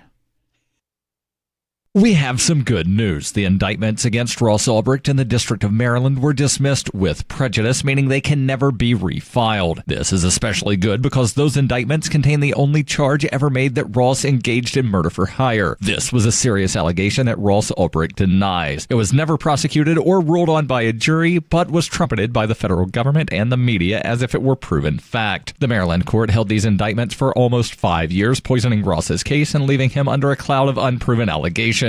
As explained in Ross's appeal to the Supreme Court, the fact that the judge used these allegations to give Ross a draconian sentence of double life without parole violated his Sixth Amendment right to a jury trial. Judges are required to issue sentences based on convictions decided by a jury, not unproven allegations never even charged at trial. Although this is a positive development, the dropped indictment will not set Ross free. Now, a presidential pardon is Ross's only hope of freedom. Sign the petition at freeross.org. freeross.org. From Feature Story News in New York, I'm William Denslow. The World Health Organization says the situation at the Al-Shifa hospital in Gaza is dire and perilous. In a social media post, the WHO chief, Dr. Tedros Adhanom Ghebreyesus, said medical facilities in Gaza have transformed into scenes of death and despair. He said the Palestinian enclave's largest hospital has been without electricity for 3 days, and bombings around the site are exacerbating the situation. He's reiterated a call for an immediate ceasefire, and on Friday provided an update on the situation on the ground to members of the United Nations Security Council. The health system is on its knees, and yet somehow it's continuing to deliver some life-saving care. The best way to support those health workers and the people they serve is by giving them the tools they need to deliver that care. Medicines, medical equipment, and fuel for hospital generators.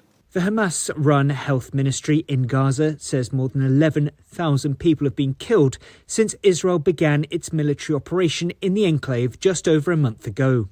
On October 7th, a Hamas assault on Israel killed around 1,200 people, and over 200 Israelis were taken hostage. Israeli officials deny striking Gaza's largest hospital and blame Hamas for the loss of civilian life. Speaking on Fox News, Israel's ambassador to the United States, Michael Herzog, says the military's been targeted in its strikes. Gaza is the biggest terror complex around the globe with over 500 kilometers of terror tunnels. Those tunnels were not built as shelters for the population. Preparations are underway ahead of a much-anticipated meeting between US President Joe Biden and his Chinese counterpart, President Xi Jinping, in San Francisco this week. It will be their first face-to-face meeting in a year and comes at a time of continuing tensions between the two countries. Nick Harper reports from Washington. According to his team, Biden is looking to stabilise the relationship and create a framework to better manage it.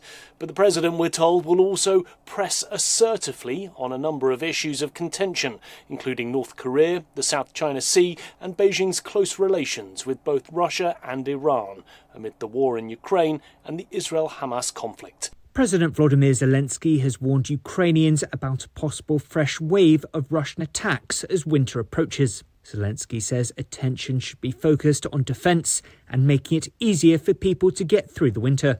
Ukraine's president says air defences have improved, but the threat of drone and missile strikes remains.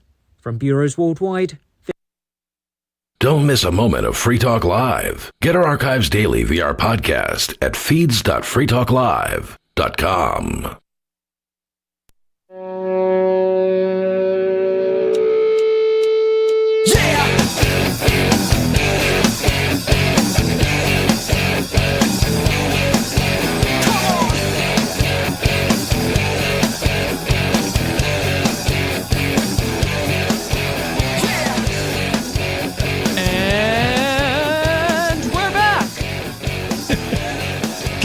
microphone's on. Uh-oh. I wonder if I... Turn your microphone I wonder on. if I accidentally left my mic on that entire time. I'm not sure. No, it was off the entire time. I've done that before. Well, just when I unmuted everybody The just juicy now, gossip. I did not get unmuted, so I'm wondering if I... Unmuted? Muted, and if I had it backwards or... Oh, they're going to hear us Go talking about check them. the tape. in the breaks. Yeah. They won't hear it on radio, of course, but anybody who's streaming Streaming, the audio, right. they would hear some mixture of us talking, yelling at each other underneath like commercials and all that kind of stuff. So, at any rate, it is Free Talk Live. You can call 603-283-6160 if you'd like to join the conversation, talk about whatever's on your mind. We are talking about this article from redstate.com, where a couple of legislators, representatives from here in New Hampshire, have put forward a couple of different bills. One of them will launch a secession study. And the other one says that if the federal national debt reaches $40 trillion, it's at like 33 trillion or something right now, and climbing fast, like $1 trillion a day or something. That's a rounding error. If the national debt reaches $40 trillion, that New Hampshire would amend its constitution and become an independent nation. That is known as secession. So we're talking about that. But we won't get our Social Security. Actually, yes, you will. You still will. Yeah. But what about the roads? But what about the electricity? But what about the water? Potholes? The potholes. Who will put all the potholes in the road and then not fix them? Well, who will burn the garbage? It's not to say that there won't be a New Hampshire government, right? It's just to say that New Hampshire becomes its own independent state, and therefore, whatever the state level government is now is the supreme sort of law of the land, right? So, Isn't that how it's supposed to be, anyways? Well, if you look at what the founding fathers were trying to do, yes. But at the same time, we know that the Constitution, whether you agree with the wording on it or not, it's not a contract. It was supposed to establish limits on government to create the smallest government that the world had ever seen. And instead, it has resulted in the largest empire ever seen in all of history on planet Earth. We need a Pine Tree Riot too. Yeah, you do the math. You figure out what that means.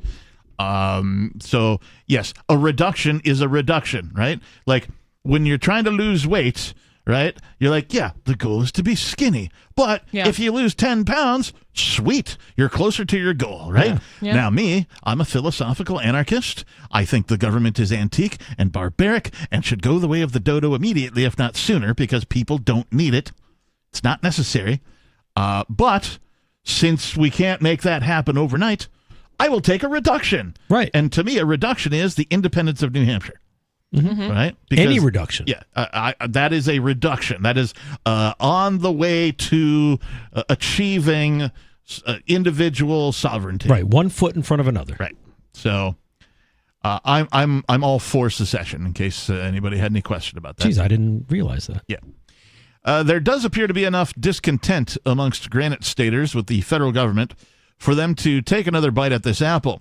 While the possibility for the bill's passage is minuscule, the circumstances that fuel this drive toward a national divorce continue to prime the pump. Our national debt is already at $33 trillion and continues to climb, but the present burden for Americans is their inability to sustain themselves and stave off personal debt, largely due to federal mismanagement and overreach. As a colleague of this author named Bonchi had written, Americans want affordable food and the ability to buy property and live the American dream.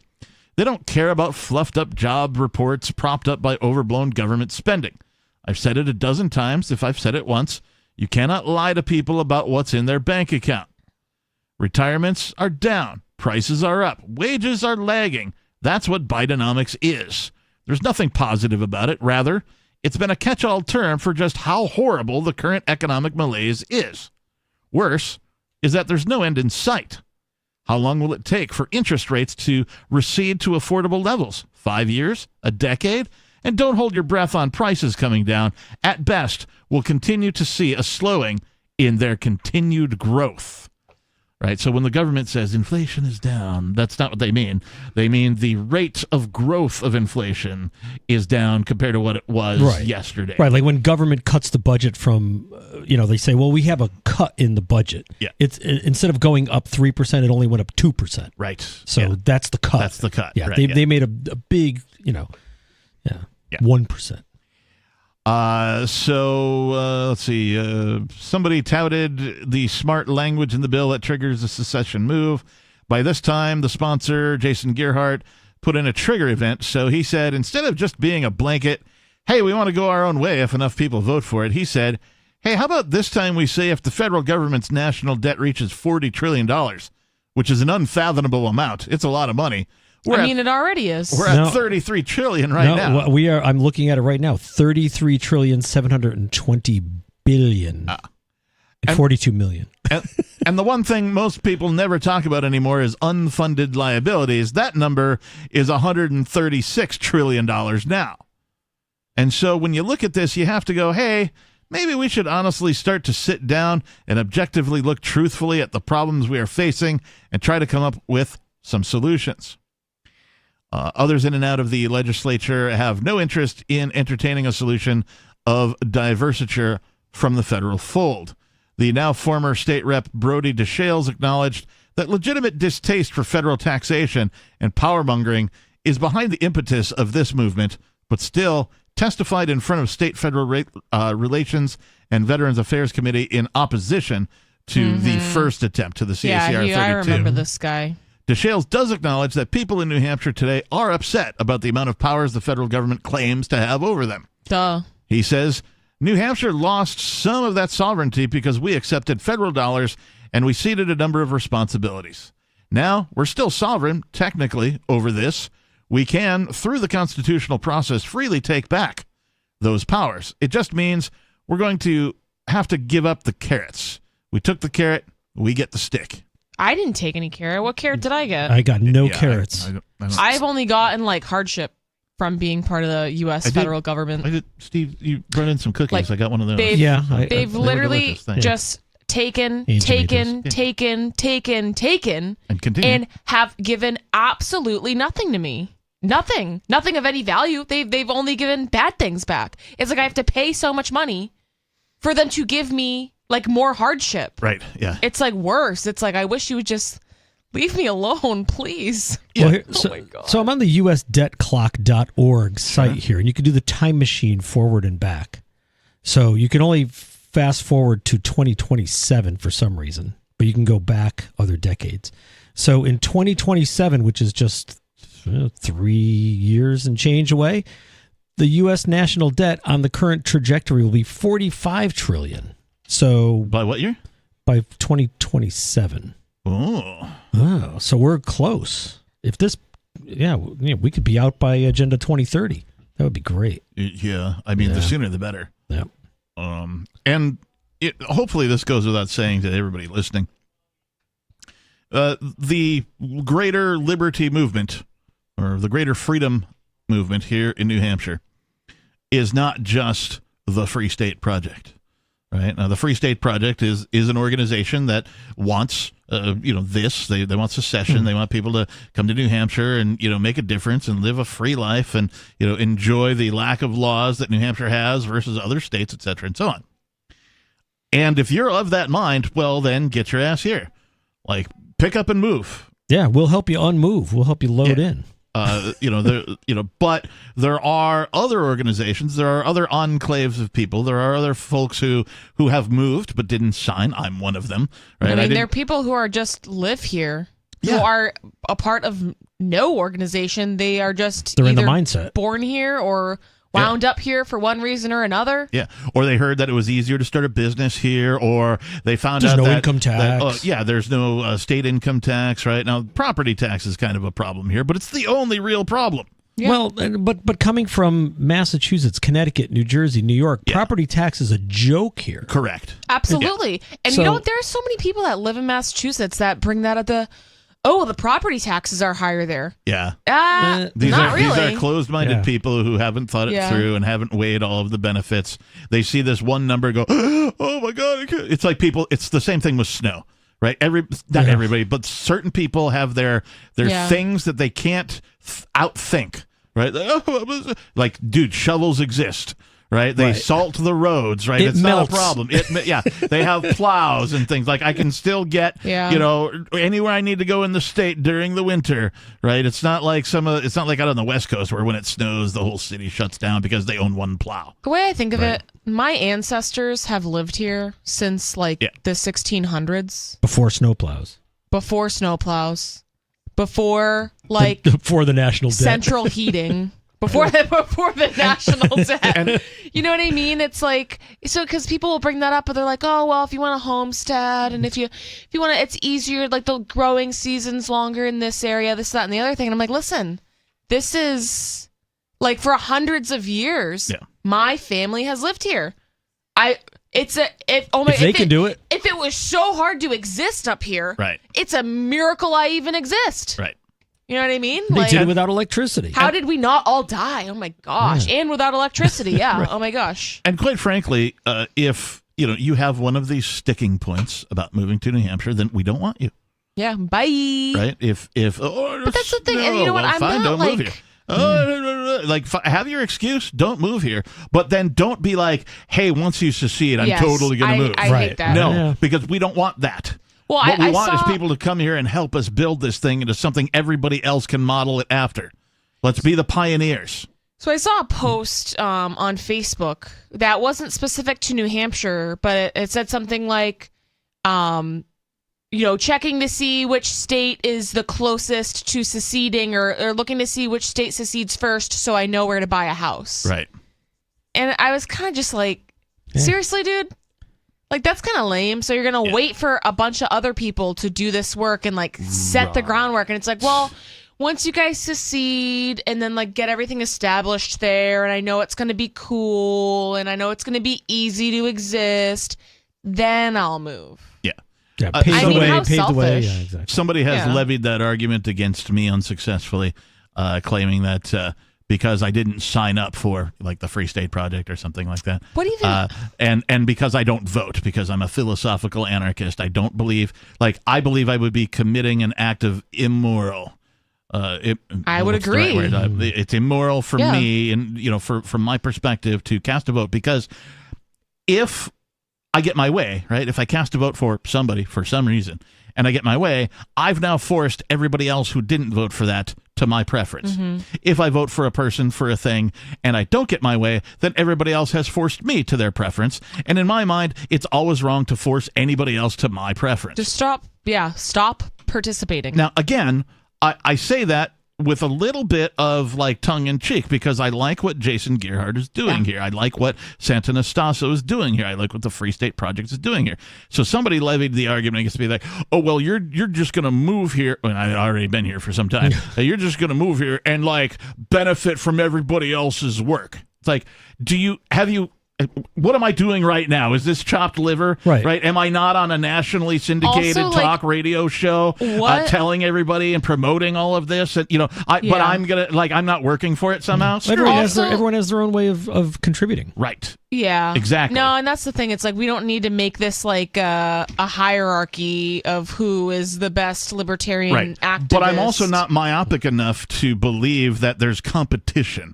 Right, for the liberty movement, right? People are like, oh, well, there is, though. In Florida and in Texas, and there's these other that's things. Cool, though. They can, I hope there is. I hope that people move to Texas and Florida and do some amazing, great things that are peaceful, and... There is a market for liberty, but if you look at how it's most likely to come about, right, in my opinion, that's through secession, right? Who do you think is going to secede first, Florida, Texas, or New Hampshire? I don't know. Seems like us, probably. Yeah. I say New Hampshire. Why? Because it has the smallest population, period, but it also has the largest population of libertarian-minded people. That is correct. So that seems to me like a no-brainer. That's all the evidence that I need to make my decision, right? And so I did, and here I am. I've been here since 2019. Where are you at, listeners? Are you here? 2020. Are you moving? 2020. You know, I know you're a mover. Yeah, I'm a mover. And so, well, and technically you are too, even I though guess so, yeah. you know I did cross the border. you did. I crossed the border. Immigrated. Yeah, Or is I it always migrated? kind of chuckle when people are like, because I'm like, I don't really consider myself a free stater because I'm like kind of from here. I'm like, I grew up around here. People are like, oh, but you were born in Massachusetts. Oh my God. And I'm like, back to the border. And this Yeah. is so funny because people are like so entrapped by the illusion of borders and governments Yeah. and rules and regulations and all this stuff. And I'm like, I moved like 20 minutes north. Yeah. Yeah, it's Are like you 15 kidding? miles away. Yeah. Yeah. I'm like, dude, I like grew up. We would go to like the liquor store up here and we would go shopping up here. And it's like, you know, I grew up in this area. Like I 20 minutes away from this imaginary line. Right. So I kind of just, and I get it because it's conditioning, but I kind of just chuckle and I'm like, that's why I didn't like migrate to come here. I didn't even know about the Free State Project. Right. I was like looking at houses before I even knew you guys were up here. Yep. I had no clue. I was just like, yeah, New Hampshire's cool. Yeah, but I there want are to live here. There are a lot of people who have come here. I mean, it's a Social Sundays who've just they're just coming here like to check it out from the West Coast. They're all over. There's people who have moved, who have come to one or more social events that are put on by some of these freedom-oriented people, and then we never hear from them again. But they moved. They're here. Yeah. They moved. They're just doing their own thing. They're just, they're living their life, doing their job, having their kids, There are a raising lot their of family, whatever people it is like they're doing. Yeah. Right? They don't have to hang out with us every Sunday. No. And sometimes, like you'll see somebody pop in like once a year at one of these events if you go to them regularly. Like, oh, dude, I haven't seen you in a while. Yeah, you know, we're up here and we're doing the thing and blah, blah, blah, and they're still here. So, like, there is support here. Now, the underrated item, I think, for New Hampshire is the fact, and this is indoctrination, but look at the New Hampshire license plate. What does it say? Live free or die. Live free or die. So everybody who has lived here, even in the surrounding states, Mass and Vermont and Maine, and they have seen so many of these things that they have heard the words "live free or die." They have read the words "live free or die" so many frickin' times. Yeah. That this is partial indoctrination. Well, no, they think it's cool too. Like, live free or die. Yeah. Well, people have one reaction or another. Either people are like, yeah, that's cool, or a lot of like liberal mass people will kind of be like use it as like not derogatory, like that's not the word I'm looking for, but it's kind of like they'll use it like they'll try to be snobby about it, right? Yeah, like they use it and like with a negative connotation. They're like, oh, live free or die, like you guys are idiots or whatever. Yeah. So I'm like, well, you're dying and you're not free, so that sounds like it sucks. Well, they're all worse. moving to Boston's trash can. Nashville? Yeah, right. That whole area, call it Boston's trash can. I call it Lowell, New Hampshire, because the that's Lowell connector. Literally one of the. Oh god, yeah. They should. I think Massachusetts. We should just make Nashua part of Massachusetts. Right. Sell it. Yeah, can we sell it? What can we get for that? I'm Take not the sorry. malls, too. I really don't like Nashua. Anyways, whatever. I've never been there for anything. So, we're just there at an LL It's Bean like- store. it's like- sorry. the LL Bean store is nice. Yeah. Well, we'll keep the LL Bean store. Get your cashmere sweaters. One of the is that a Led Zeppelin reference? No. Cashmere. No, at That is- LL Bean you that get is my cashmere second sweaters. favorite Led Zeppelin song, though. Yeah, I don't need to know that.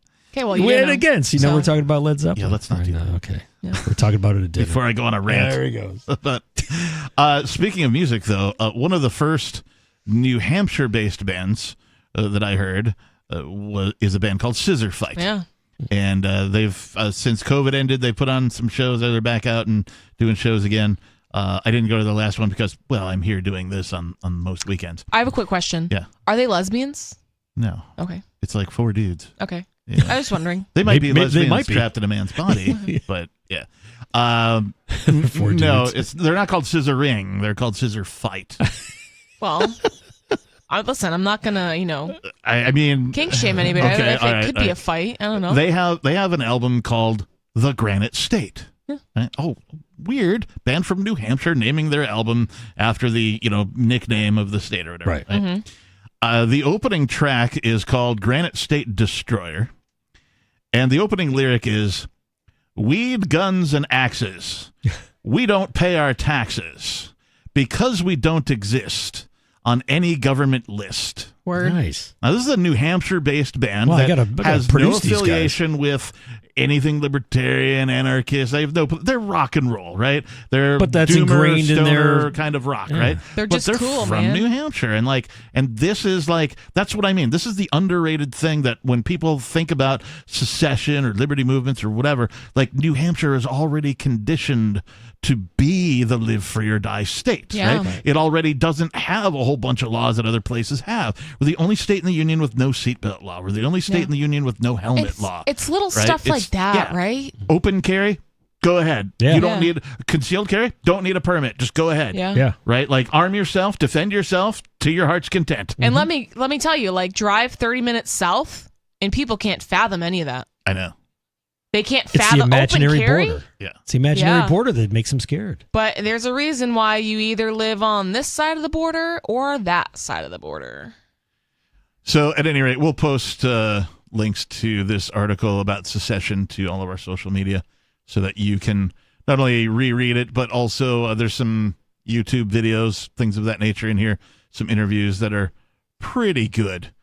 But if you have a liberty mind, you want to participate in the change. Not that you just want to sit back and watch it happen, right? If you're a spectator, stay where you're at. Move somewhere else. Don't move here. If you're a participant, you want to do something. Yeah. You want to do something. Come up Get here your and ass here. tailgate. Come on. I don't know. I don't even know if I'd go that far. I think if someone wants to move up here and do nothing, I think that's cool. Doing nothing is better than like wanting to control people and like hurt them. Like if you just want to come up here and exist, and I don't see anything wrong with that. I mean, that's fine. Like I don't have a problem, but I'm talking about like if you want to see the world change. Yeah. Right. Mm-hmm. But If you're you're not willing. of, like, this but you're not willing mindset- to do anything about it. Then yeah, I'd rather you not come. It's just my personal preference, Okay. right? That's not to say that if somebody comes and does nothing, I'm going to stop them. I'm not. That's fine. Yeah. Right. As long as they're not harming anybody or think, anybody's property. But to me, I think doing nothing is doing something. Existing here and being a peaceful person Can't do nothing and contributing. by well, doing something. well, you can't do nothing. Period. Right. So they're contributing to the economy. They're Bringing doing skill something. sets, maybe. Yeah, like they're probably working. I mean, like don't come here and be Okay, like but a like welfare how, whore. but or how are they anything. voting? Right? Like these are concerns. Maybe that they're I not have, voting. Right? Well, and that's fine too. Yeah, that's what I'm saying. But if they're moving here because like, oh man, the city just got too expensive for me, And not gonna vote the they're- same way. and now they're going to try and like turn this into California. No, I don't want Yeah. you here. Right. Right? You But- want to turn it into New York? No, I don't want you. Want to turn Yeah. it into Massachusetts? Yeah. No, I don't want you agree here. with that. Right? But if you can go from blue to red and then from red to gold, that's the way to do it. Not the gold toilet, but gold being libertarian. Yeah. If it slowly has to change away from socialism to, quote unquote right wing to a point where it's like, all right, well, everyone goes libertarian. I like no wing. Well, no wing. Yeah. But you Chicken wing? got to turn the ship. It's got to eventually get past that to. Yeah, humankind needs to make a consciousness shift. And the only way that I could see that happening is for a bunch of people who are like-minded to gather together and show other people how it's done. Let's invent, let's build, let's show other people that, yes, humankind can indeed and most definitely survive by interacting with each other on an individual basis voluntarily without violating anybody's consent. But we also, I mean, like I know that you don't vote, but I mean, if people didn't vote for Matt or Jason, they wouldn't be getting this done. So their thing is to do things by voting and using the system to turn over the system. Yeah, and that's their thing. That's their choice to participate in that way to help us build something, to help us grow. And in the past hour, the U.S. debt has rose by $1.2 billion. Jeez. Oh, wow. 603-283-6160. Does your debt compare to the government's debt? We've got more Free Talk Live coming up. Hour number 3 is next. Food waste is the single largest component in our daily trash. I'm Holland Cook with Inflation Hacks. American landfills gobble up an estimated 73 billion pounds a year, and lots of what we throw out is still edible because the way it's labeled can be confusing. If the label says, best if used before, that's when its flavor or quality will be best, not whether it's safe to eat. Use by is the last date the product is at peak quality. Other than infant formula, it's still safe. Sell by tells the retailer how long it can stay on the shelf. And freeze by dates are self-explanatory. That's what to do with markdown meat or poultry. How are you coping? Post your inflation hacks at andyoucanquoteme.com.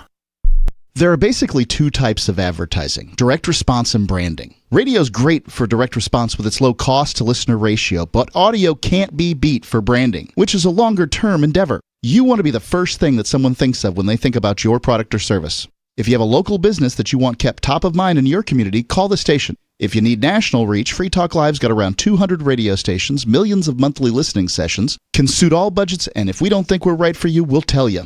Email me, mark@freetalklive.com. Tired of cancel culture? Sick of mega tech corporations holding an axe over your head? Join the LRN.FM Matrix chat server. It's self-hosted, so no one else can tell us what to do or say. Don't like the existing channels? You can make your own. You can even connect into some of our channels from other Matrix servers. It's federated. For the full LRN.FM Matrix experience, though, you should join our server via the step-by-step instructions at chat.lrn.fm. Chat.lrn.fm. You're listening to the live edition of Free Talk Live. Hour number 3 is next after the news here on the Liberty Radio Network at LRN.FM. From Feature Story News in New York, I'm William Denslow.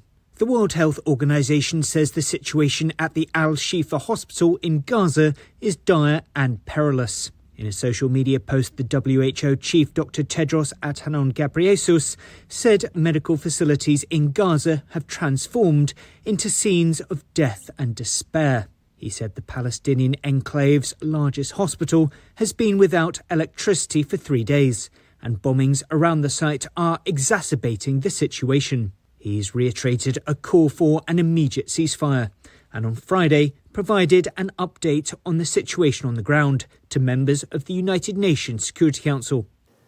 The health system is on its knees, and yet somehow it's continuing to deliver some life-saving care. The best way to support those health workers and the people they serve is by giving them the tools they need to deliver that care. Medicines, medical equipment, and fuel for hospital generators. The Hamas-run health ministry in Gaza says more than 11,000 people have been killed since Israel began its military operation in the enclave just over a month ago. On October 7th, a Hamas assault on Israel killed around 1,200 people, and over 200 Israelis were taken hostage. Israeli officials deny striking Gaza's largest hospital and blame Hamas for the loss of civilian life. Speaking on Fox News, Israel's ambassador to the United States, Michael Herzog, says the military's been targeted in its strikes. Gaza is the biggest terror complex around the globe with over 500 kilometers of terror tunnels. Those tunnels that were not built as shelters for the population.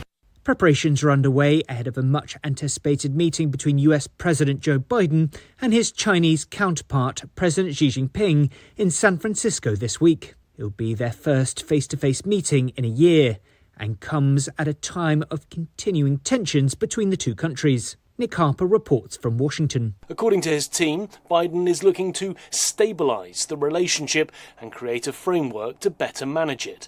But the president, we're told, will also press assertively on a number of issues of contention, including North Korea, the South China Sea, and Beijing's close relations with both Russia and Iran, amid the war in Ukraine and the Israel-Hamas conflict. President Volodymyr Zelensky has warned Ukrainians about a possible fresh wave of Russian attacks as winter approaches. Zelensky says attention should be focused on defence and making it easier for people to get through the winter.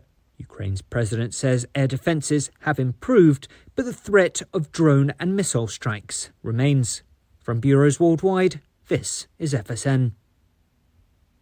With FSN Spotlight, I'm Simon Marks, reporting all this week from San Francisco, where President Biden will welcome leaders from across the Asia-Pacific for the APEC summit. It is a very big deal for the USA and for the rest of the world, because on Wednesday, President Biden will host a meeting on the summit's sidelines with President Xi Jinping of China. It will be the first time the Chinese leader has set foot on American soil for 6 years, and because of all the stresses in the bilateral relationship between Washington and Beijing, it has taken a year of negotiation even to make this meeting possible. Don't expect any breakthroughs. Bob McMahon is with America's Council on Foreign Relations. It feels like it took a lot to get to this point. To talk about getting to a place where the two sides can be in regular communication over the many, many issues that they have tensions over and that they should be talking about. They have, obviously two very huge areas, the economic tensions over areas like U.S. export controls on sophisticated silicon chips to China. Don't expect to see anything coming out of that. But again, talking is better than moving to the next step. So further discussions on that process, as well as trying to create a sense of regular communication over tensions in the South China Sea. They may make progress restoring military-to-military ties between the two countries, and the US wants China to crack down on drugs traffickers smuggling fentanyl to the USA. With FSN Spotlight, I'm Simon Marks. FSN is an independent source of news for TV, radio and digital networks worldwide. You can find more of our minute-by-minute updates on Twitter. Follow us there at Feature Story. And we have a wealth of audio and video stories from our global news bureaus on Facebook. You can find us there by following Feature Story News. Stay tuned for further updates right here. But for now, that's the latest Feature Story News. William Denslow reporting. Our planet is but a giant petri dish swirling with pathogens, all mixed by the filthy stirring straw that is the world's fauna. Simply by sitting on her eggs and breathing, this duck unleashes a torrent of avian botulism, cholera, and duck plague into the air. These jousting elk slough off bits of skin and fur, sending millions of harmful bacteria into the air. Our closest relative, the chimpanzee, is itself the fountainhead of AIDS. Bitter at the ascendancy of man, these scheming apes brood this deadly virus in their jungle lairs. Nowhere on Earth is safe from the threat of animals. Even in the bitter wasteland of the Antarctic, penguins walk for miles inland, ensuring their afflictions reach every corner of the globe. This is the Onion News Network. We're still not sure why you'd want to watch, but our video feed is streaming nightly for free at cam.freetalklive.com.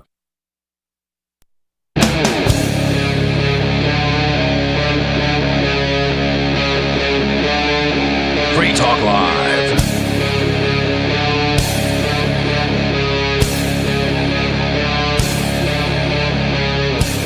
And we're Pickleback. What did I say? Pickleback. We're Pickleback. What? Oh yeah, we're not only back, we're Pickleback. We're Pickleback. Soggy Pickle. Soggy Pickle. That's our With today's a shot of Jameson. That's today's code word, Soggy Pickle. Is it a euphemism? Is it some sort of secret signal to the, what do you call it, the fifth column, the underground, the rebellion, The underground. if you will? Like, if you're listening to this radio program, literally, you are part of the underground. You are the resistance. The resistance. You are the people who desire freedom from oppression, specifically from the organization commonly referred to as government. Yes, you are that. So, Soggy Pickle to you. Call in now. 603-283-6160 if you want to talk about your soggy pickle. Please call. Before we go on, I do have to say thank you to tonight's amplifier.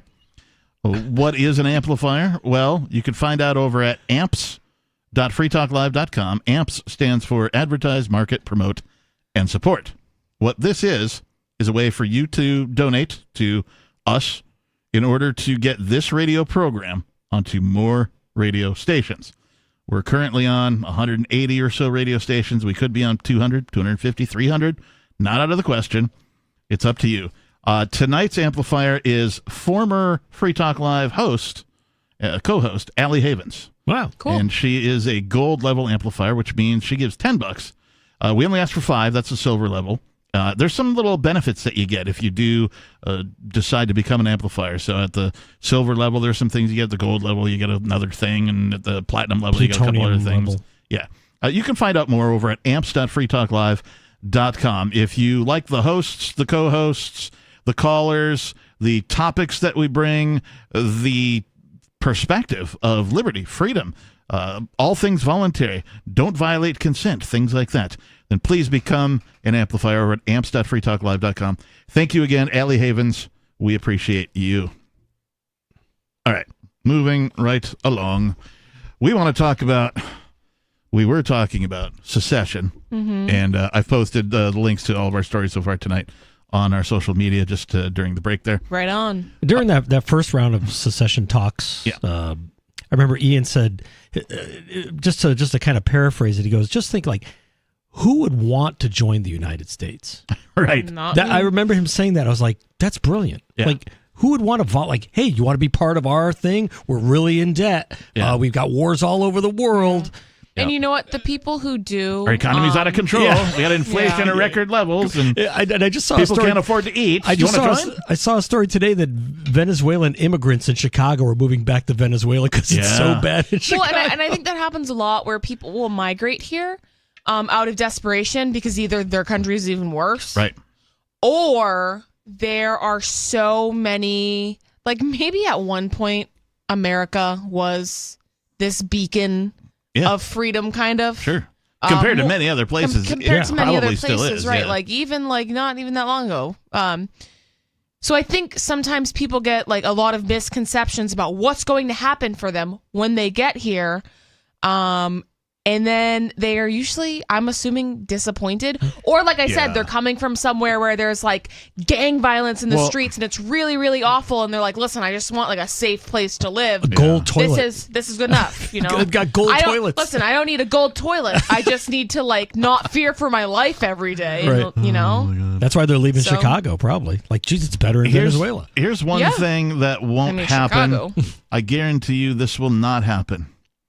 When the dollar collapses, or when it's about to collapse, when government fails and crumbles in the same way that the former Soviet Union did, right? Because that's the nearest example we have to what is likely to happen here. Mm-hmm. Because all empires die. Mm-hmm. The government's not going to give you any warning.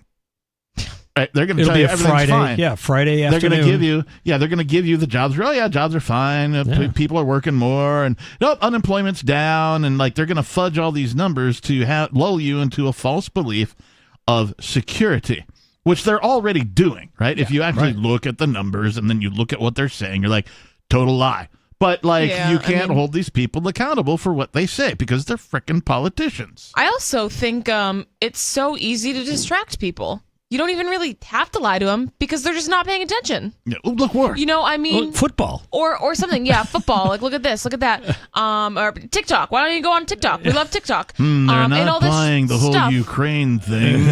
Bombing in Israel. Yeah, you know, and it's like, I mean, it is impossible to ignore the fact that groceries are so much more expensive. Right. Rent's so much more expensive. Yep. You can't buy a house. You can't qualify for a mortgage. Like all of these things, like. That is impossible to hide at this point, but I think a lot of people feel helpless against it, and they're just like, oh, well, there's nothing we can do, and this is just the way it is, and, you know, well, at least I have TikTok. Right, wait till they pull the plug on the internet. Ooh, yeah, what are you going to do then? Well, yeah. So anyway, the government is not going to warn you of its own imminent collapse. Right. And so if you're not thinking about it already, you should. You should start asking yourself, wait, is the government going to collapse? No, it won't. Well, how do you know? What do you know? Right. Like, get yourself an education if you haven't already, because once you start looking into it, it gets ugly real quick, and you're going to be in denial. You're going to be like, no, that's not true. And then you're going to read some more about it, and you're going to look at some other things, and somebody else that you know is going to present you with something that you didn't even know out of left field, and it'll be like, oh my gosh, really? That's the epiphany that moment, totally, yeah. right? And, Right, and the aha eventually you're moment. going to have, the epiphany. You're going to have the aha. You're going to wake up, if you will. Not become woke. You're going to wake up, awaken, if you will, to Take the off reality. the glasses, you know? It's like They Live, right? You know, the opposite of that, right? Yeah. You take the glasses off. And oh my gosh, reality is totally different than what I have believed it was all of my freaking life. Yeah. Right? So it's probably going to happen on a Friday, maybe like Thanksgiving weekend. Like, oh, everyone's like, everything's fine. Friday, the Black banks Friday. New meaning to banks are Black Friday. closed. You know, everyone's shopping like Call it Red crazy. And then Monday, the banks aren't open on Monday. Bank holiday. You know, you can only get so much money. That's stuff is happening in other countries where you can only get like $1,000 a day out of your bank. I think the first indicator is going to be the same as it was in 2008, and that's a stock market collapse. That's going to be your first sort of canary in the coal mine, right? Outside of the massive inflation that's happening currently, outside of the continuous printing of money out of thin air, backed by nothing, and arming of people in places that we have no business being in or doing anything about. Are there other places on planet Earth where governments tax their people to fund stuff over here? It doesn't seem like it. I don't think so. I can't name one. No. I've never heard of such a thing. No. Right? I've never heard of, the United States, the prices of groceries are going up, but thankfully, Italy is taxing their citizens more and sending us billions of dollars in aid. Well, they usually use war as an example or as an excuse, I suppose. Italy? No, just in general. Governments, Well, right, the United States uses war, like, we have to save everybody. Yes. Well, and they also use NATO. Smedley Butler, war is the health of the state. Yeah. Right? The United States dollar, people are like, it's not backed by anything. Well, that's not necessarily true. Once upon a time, it was backed by gold. It's backed by battleships. And then now. 1913 came around, and then 71?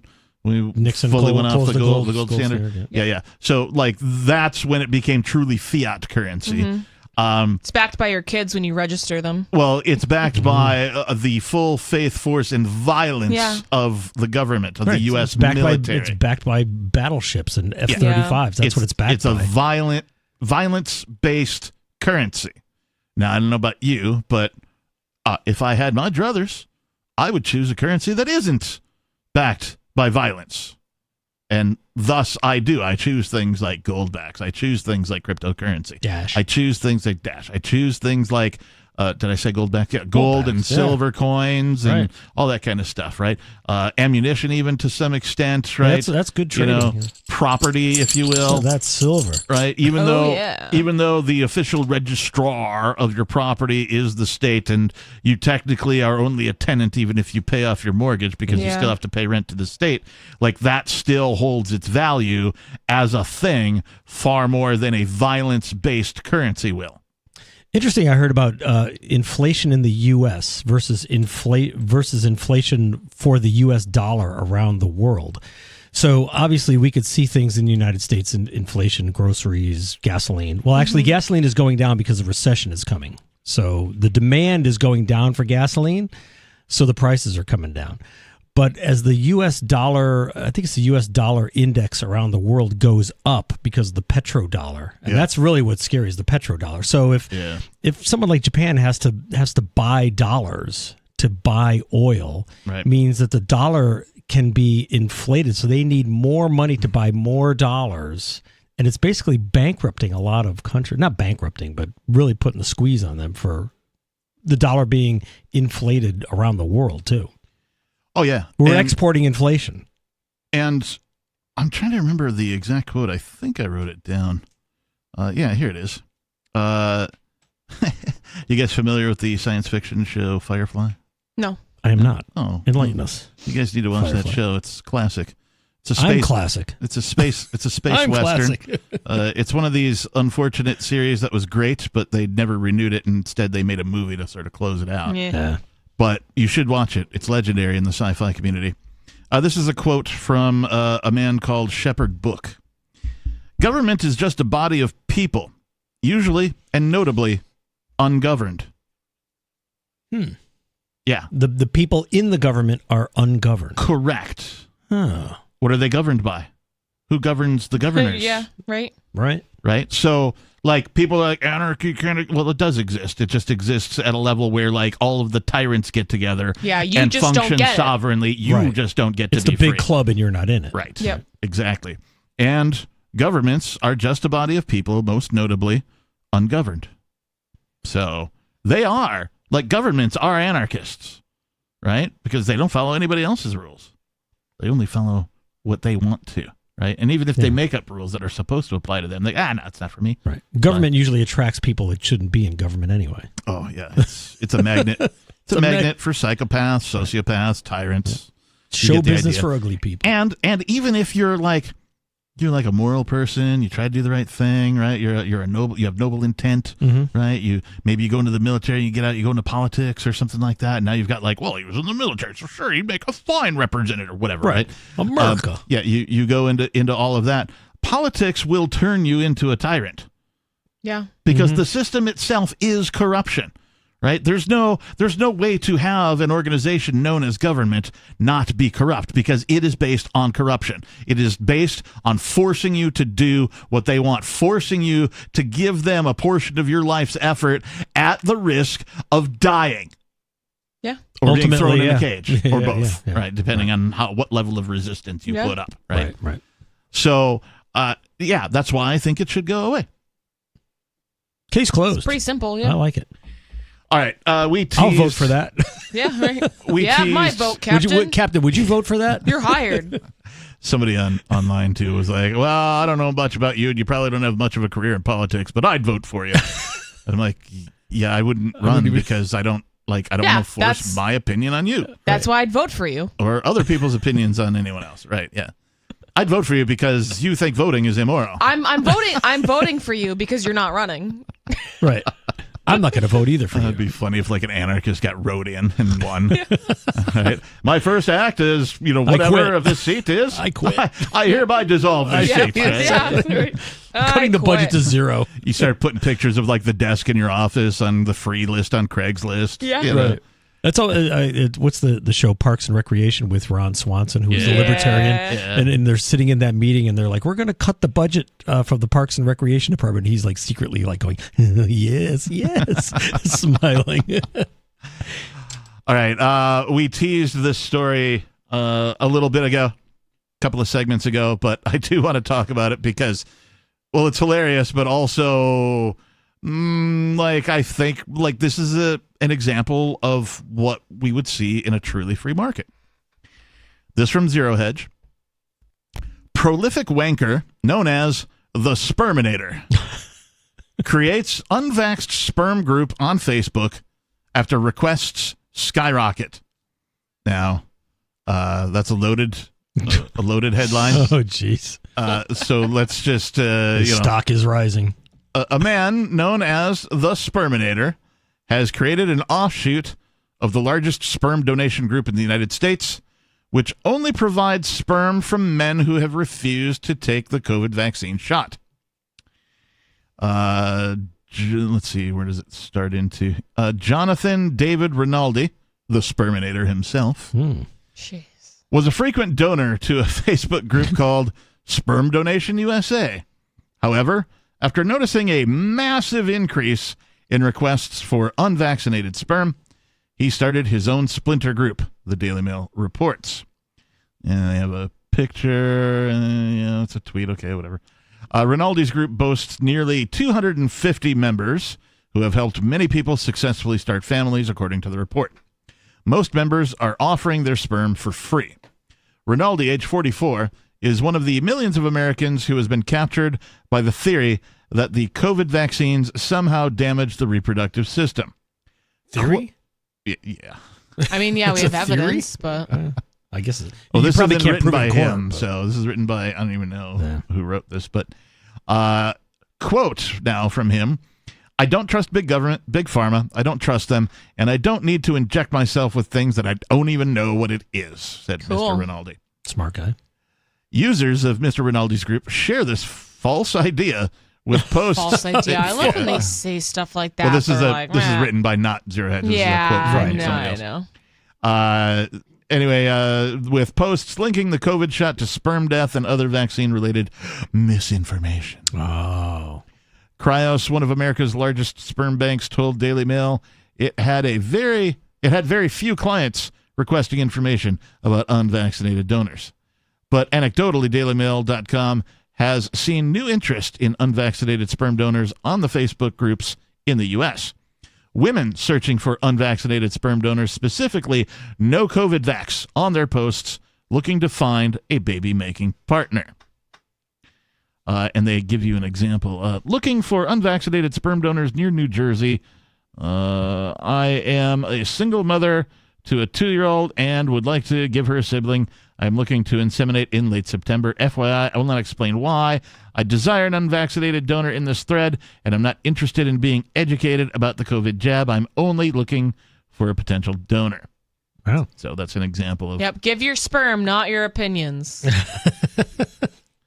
Men in the group identify themselves with descriptors such as unvaccinated man, or sperm not modified by mRNA. Oh. One recipient of said unvaxxed sperm posted a photo of her positive pregnancy test with the caption, "One more farm-raised, not pharma-raised baby is on its way." Nice. Cool. Free-range human. Yes. Like, oh, you mean just like humans? Yeah, Right? it's like, Right. it's like organic food. An organic It's like, person. isn't that just food? Yeah, as my grandparents used to call it. Yeah, just Yeah. food. Food. Yeah. Yeah. It's just food. Yeah. According to Rinaldi, he began questioning vaccinations in general after having his own child. I've had no flu shots, no COVID shots, nothing since I was a baby, he said. My Cool. best friend growing up was not vaccinated at all, and he's totally fine and healthy. Imagine that. Jeez. Yeah. When I had my first child, I started reading the inserts and the ingredients. And when the school started saying my son had to have them, I really don't like being told what to do by the government. So it made me think, and I did the opposite. Yeah. That's Good for perfect. him. Yeah. Love this guy. There's a few more screenshots and whatnot here. Again, I'll post a link to this on our social media. Rinaldi, who lives in Forest Hills, New York, first began donating sperm at the request of a lesbian friend. Now, he has 3 children with his ex-partner and has donated sperm to conceive another 16 more. Wow. Wow. Hopefully he doesn't get into a Daddy. paternity suit. I know. Yeah, it's a good thing he doesn't live in Washington State because kidding, right? they could sue him for child support for all of them. Oh. Yeah, Washington State. That's insane. Horrible. Yeah. Washington State, I don't know if it's true anymore, but they were the first state that I'm aware of.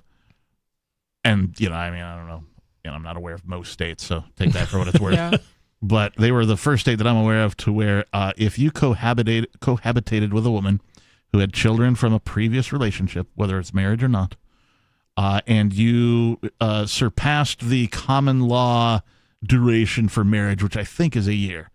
A year? A year? Yeah, I think it's a year.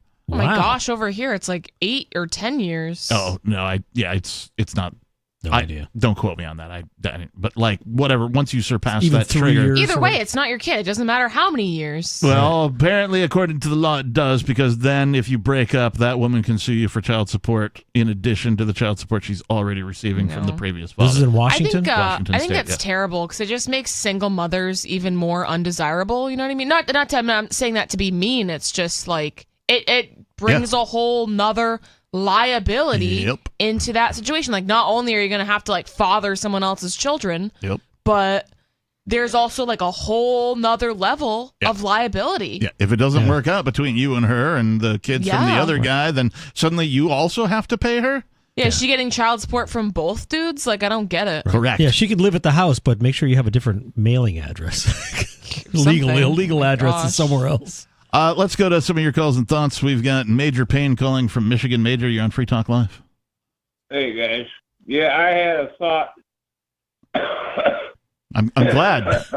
That sounds more like a cough than a thought, but, go ahead. You got Ed McMahon on Free Talk Live, everybody. I was having a hippie check. Sorry about the timing. Hold on. Anyway, Hold on, Major. I just got done doing a stint in the hospital, and I did not want if I had to have an operation, there could be some potential blood loss and whatnot.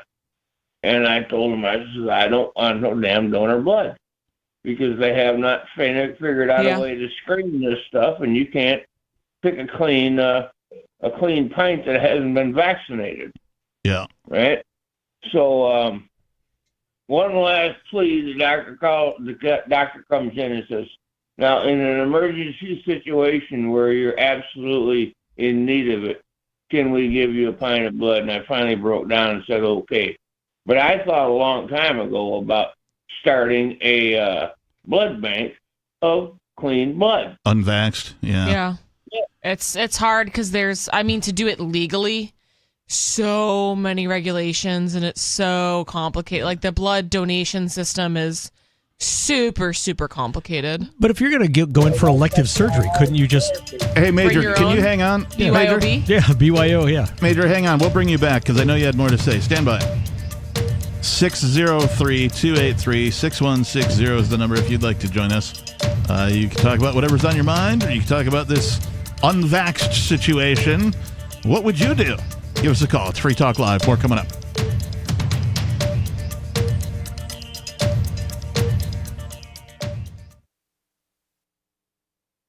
Some of you have wanted to support Free Talk Live's mission on a monthly basis, but don't want to support Patreon. Now we have an alternative that also helps our premier streaming platform, Odyssey. Visit video.freetalklive.com and click Join at the top of the channel. You can subscribe for $5 per month, and unlike other subscription services, Odyssey adds their processing fee on top, so it'll cost a little over $5 per month, but Free Talk Live will receive the entire amount you pledged. Higher donation tiers are available if you're feeling so inspired. You'll get a special membership badge that's visible in the Odyssey chat room, and if we get enough supporters, we may enable members-only chat. This new subscription method is a great way to decentralize our direct listener support away from just Patreon and also support a libertarian-run business, Odyssey. Please visit video.freetalklive.com and click Join to subscribe to our Odyssey channel and help support spreading our message around the planet. Visit video.freetalklive.com and click Join today. From Feature Story News in New York, I'm William Denslow. The World Health Organization says the situation at the Al-Shifa hospital in Gaza is dire and perilous. In a social media post, the WHO chief, Dr. Tedros Adhanom Ghebreyesus, said medical facilities in Gaza have transformed into scenes of death and despair. He said the Palestinian enclave's largest hospital has been without electricity for 3 days, and bombings around the site are exacerbating the situation. He's reiterated a call for an immediate ceasefire, and on Friday provided an update on the situation on the ground to members of the United Nations Security Council. The health system is on its knees, and yet somehow it's continuing to deliver some life-saving care. The best way to support those health workers and the people they serve is by giving them the tools they need to deliver that care: medicines, medical equipment, and fuel for hospital generators. The Hamas-run health ministry in Gaza says more than 11,000 people have been killed since Israel began its military operation in the enclave just over a month ago. On October 7th, a Hamas assault on Israel killed around 1,200 people, and over 200 Israelis were taken hostage. Israeli officials deny striking Gaza's largest hospital and blame Hamas for the loss of civilian life. Speaking on Fox News, Israel's ambassador to the United States, Michael Herzog, says the military's been targeted in its strikes. Gaza is the biggest terror complex around the globe with over 500 kilometers of terror tunnels. Those tunnels that were not built as shelters for the population. Preparations are underway ahead of a much-anticipated meeting between US President Joe Biden and his Chinese counterpart, President Xi Jinping, in San Francisco this week. It will be their first face-to-face meeting in a year and comes at a time of continuing tensions between the two countries. Nick Harper reports from Washington. According to his team, Biden is looking to stabilise the relationship and create a framework to better manage it. But the president, we're told, will also press assertively on a number of issues of contention, including North Korea, the South China Sea, and Beijing's close relations with both Russia and Iran, amid the war in Ukraine and the Israel-Hamas conflict. President Volodymyr Zelensky has warned Ukrainians about a possible fresh wave of Russian attacks as winter approaches. Zelensky says attention should be focused on defence and making it easier for people to get through the winter. Ukraine's president says air defences have improved, but the threat of drone and missile strikes remains.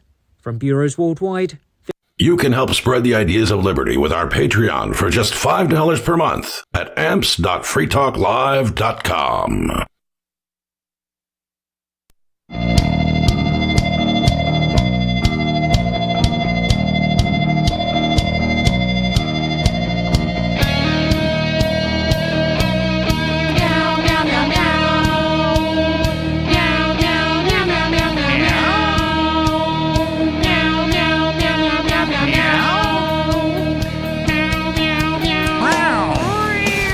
Yes, it's Meow Talk Live. No, it's Free Talk Live. With if the you cats. don't know anything about us, visit freetalklive.com to find out more. We'll answer. That only happens most once a of your show, questions. right? What? Cats? The cat song. I mean, Yeah, once a week. show, Once a week even. So, Yeah. like, Really? Yeah. Yeah, I think that's just Happens us. to happen on It's just us Sunday. because yeah. we're weird. Oh, This particular crew. okay. Yeah. No one else It does just the has such a meowing. good ring to it. It fits the song. Yeah, it just works, you know? Before we go on, you could be very cat-like and pen a letter to either Ian Freeman or Aria DiMezzo, who, as you may or may not know, Ian Freeman is the founder of this show, which just celebrated its 22nd year of existence as a nationally syndicated radio talk show. He was arrested for voluntarily interacting with other human beings to exchange things like the United States dollar for things like Bitcoin. And even though the state itself and the federal government admitted there are no actual victims, they've decided to put him in prison. They've sentenced him to 8 years. Appeal is pending. So you can go over to freekeene.com, FREEKEENE.com, and you got to scroll a little bit, but there's an article there that has information on how you can write to Ian Freeman. He's being held at the Merrimack County facility until, I think, either the next hearing that he has or the hearing after that. I'm not sure how it's going to go. So you can please write to him, tell him how you're doing, thank him for putting this show together, and, tell him how much you've enjoyed it, and, all that kind of a thing, because he could use it. The same thing goes for Aria, ariadimezzo.com, ARIADIMEZZO.com. She has instructions up there how you can write her, and some other stuff there, too. She's also a former first chair host here at Free Talk Live. When she gets out, we expect her to return. We'll see what happens when that day comes. But they could both use, thoughts. I don't want to say thoughts and prayers, but, something along those lines. Even just a postcard. Hey, I visited Nice such words. and such, and, I saw somebody with like a Free Talk Live sticker or something. I don't know. Can Whatever. you send postcards? You can, yeah. Yeah? Yeah. Just don't write it in crayon. No yeah, crayon. they don't. Yeah, they don't What's like with the crayon. crayon? I don't know. Probably somebody figured out how to like melt the crayon down, add some LSD to it, and then reform Yeah. it into the shape of a crayon, and then like write it on a Burn letter, it, and then people could just eat the paper and get high. I'm sure that like Yeah. something like that happened. That's right? probably it. Yeah. So anyway, I mean, if you go through all that trouble, you probably, deserve to have whatever you're, you know what I mean? It's like, just give it to them. I went through all this effort. all right. Let's bring back Major Payne. Can you hear us? Yeah, I got you. All right, good. All right. You came on right before the break, and I know you had more to say, so go ahead. I did, and that was on the whole COVID and blood thing. I also got a pickle story. But on what you guys are talking about right now, the way that whole thing started is they used to put a drop of blotter acid on the back of the stamp and stick it on the envelope. Right. And then the cops got wise to this, so they started cutting off the stamps, and that was pretty much all they did. Hinky was your mail for, hell, I don't know, 3 decades or so. But this crayon thing, I can understand, the theory behind it and whatnot, but if your kid wants to draw you a picture, Well, I mean, I don't know. Yeah, this is a commentary on the war on drugs. Yeah. Right? The war on drugs. The war on prisoners. The war on drugs is such a failure that government can't even keep drugs outside of federal prisons. Yeah. So. Oh, hell, it's easier to cop dope in the joint than it is on the street. Absolutely. You have to pay a premium. I mean, hell, everybody knows everybody. You know your dealer. There ain't no strange guy on the corner. Right, yeah. All right. Pickle story? Oh, the pickle story, yeah. There was I don't remember the name of the company. It's out of business. I think it went out of business back in the 50s when this all went down. Mm-hmm. But they had the tallest pickle barrel in the world. It was like 55 feet or something, right? And somewhere along the line, some poor dude had fallen in the barrel, and he got fermented. Jeez. For like decades. Oh no! Yeah, when they finally emptied the pickle barrel, I think 30 years after they'd emptied it the last time, the only thing left of this dude was like bones and coveralls. Yeah, you could say he was in quite a pickle. Oh. Well, he got What a sour joke. Vinegar and whatnot. Kind of spicy. Yeah, kind of spicy. Kind of spicy. All right. Oh, I remember what I was going to tell you guys last week when you asked me if I had anything, and one of it jumped right out of my head. I used to know an old girl that was, I don't know if she was a dispatcher as well as a CO, but she worked at the county jail. And she told me, and this is way back in the late 80s, that 80% of the cops, and this is just county cops, in a peaceful place where it's a pretty damn stressful job. Barney Fife could handle it up here. But she said 80% of these clowns were on some kind of an antidepressant. And I'm just thinking, no wonder, the world's so screwed up. Are you talking about like the supposed mass shooters? They're all on some kind of antidepressant? Well, the mass shooters too. I mean, in case you ain't noticed, they've never released. All right, so then if you're not talking about the COs, right? Weren't you talking about the correctional officers? Yeah, that was last week. Yeah. Oh, so you're saying the COs are the ones on antidepressants?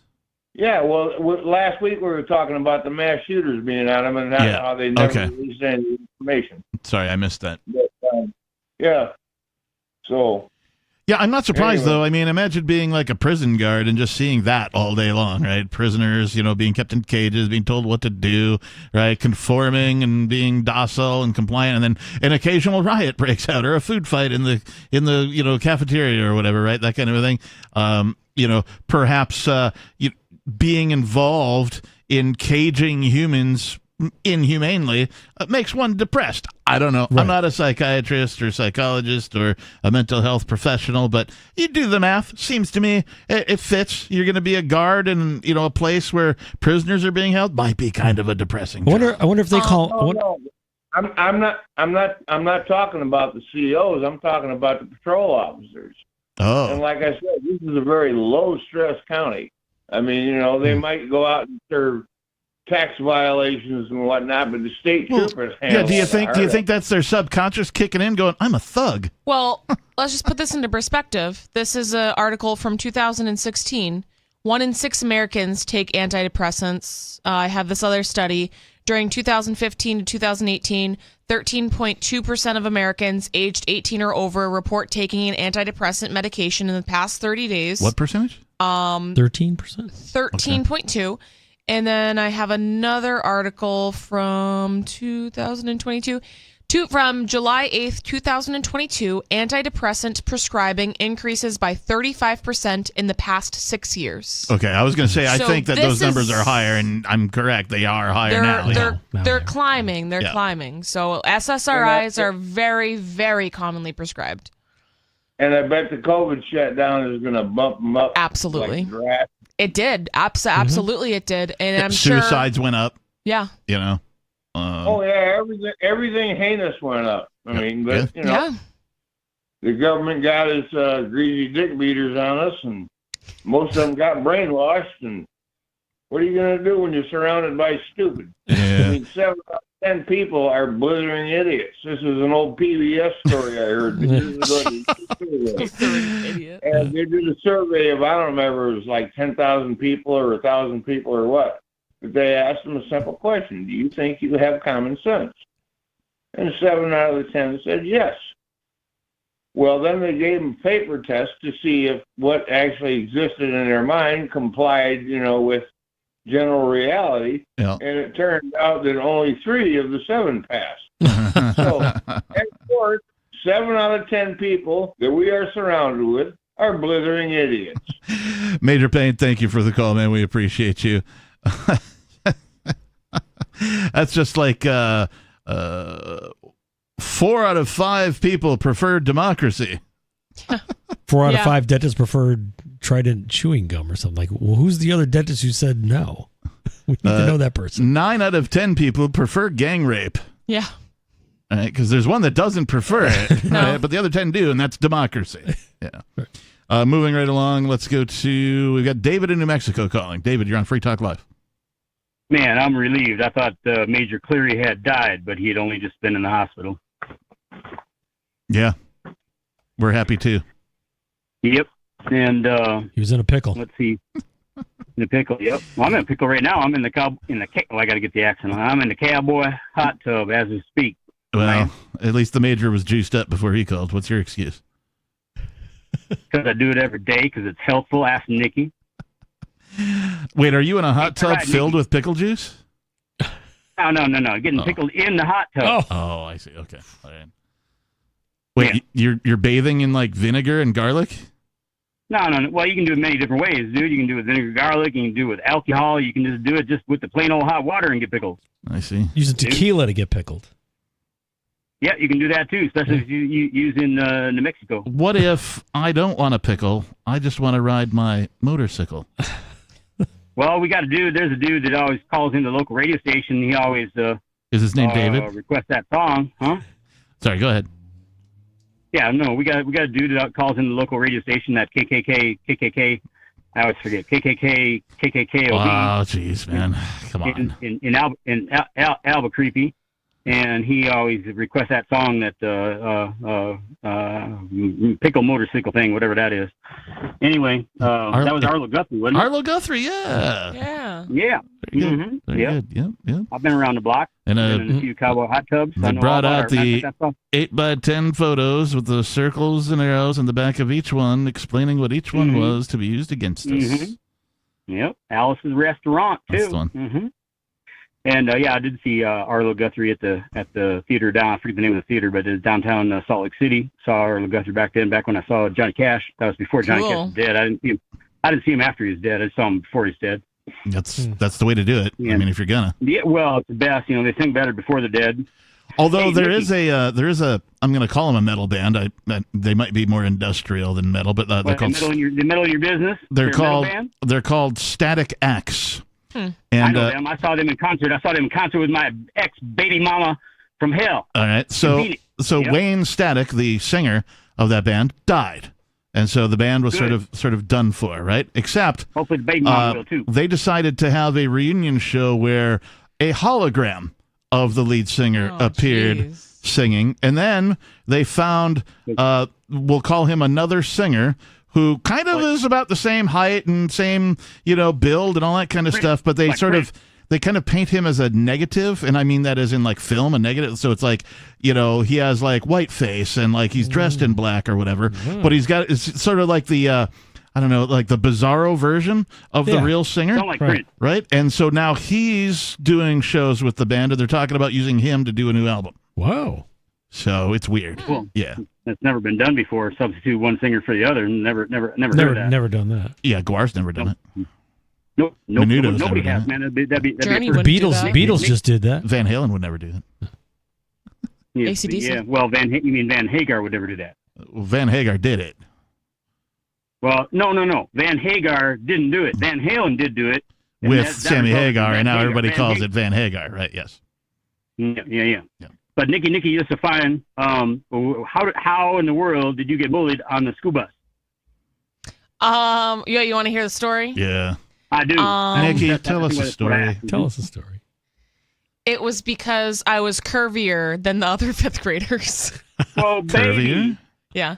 How can Like that I had a be? big hourglass? butt. Oh. No, I had a booty, and they were offended by that. And then What about fast forward to middle school, and I had older sisters, right? So I Yeah. was like, nah, I'm pretty sure that's a good thing. But sure, you fifth graders. Yeah. And then a couple years later, lo and behold, it is a bad thing to have what I like to call a pancake butt. So They got looky, theirs. looky, yeah. Oh, man. Yeah, so I knew this girl. that's karma. Why for that, them. Nikki Yusufian? Why that? What? Why is it bad to have a pancake butt? Uh-huh. Because it don't look good. Define, wait a minute. Wait. First of all, define the speed of light. I mean the pancake butt. A flat butt. Yeah. Oh, there you go. I never seen such a thing, but It's yeah, that would it's be bad. scientifically appealing for women to have curves. I think yeah, that's tell me about like evolution, Been ruining and it. you know what I mean. Like, He's man, been- 9 out of been 10 men ruining- prefer a woman with more curves than I don't know who the other guy is, but how does that song He's go? gay. That's been a ruin of many young man. Or he's probably just had a number of curvy women and is tired of it. Now he wants the skinny broad. the pancake. And with the pancake butt. Yeah. Twiggy. Just to Wait, appreciate. wait, Yeah. Wait a minute. This isn't computing. Nikki, you had what you call a pancake butt, which you describe as No. flat. No. Did I hear you correctly? No. the opposite. The opposite. Oh, okay. That's what I was picturing. So whatever happened to the top side? What? No. All right. Hey, thanks for the call, David. He's on like a I don't know if he was like He's trying to be funny. He's but on it's not 1.5 working. speed. he seems like he's on something. Yeah. Oh, you think? He took the desert Adderall. Little Yeah. peyote. Did Getting you find a pickled in the hot mushroom? tub. Yeah. He's pickled. Did you pickle the wrong kind of mushroom in your hot tub, pal? Anyway. 603-283-6160. We might have time for you. You know that in 1948 in Connecticut, pickle packer Sidney Sparrer and Moses Dexler. Wait. Is this Picky People Pick Peter Pan peanut butter because it's the peanut butter Picky People pick? No, it's not. This is about bouncing pickles. Bouncing pickles. Yes, in Connecticut. And it's been an urban legend forever, but it's, I guess, true that if your pickles do not bounce in Connecticut, it is illegal.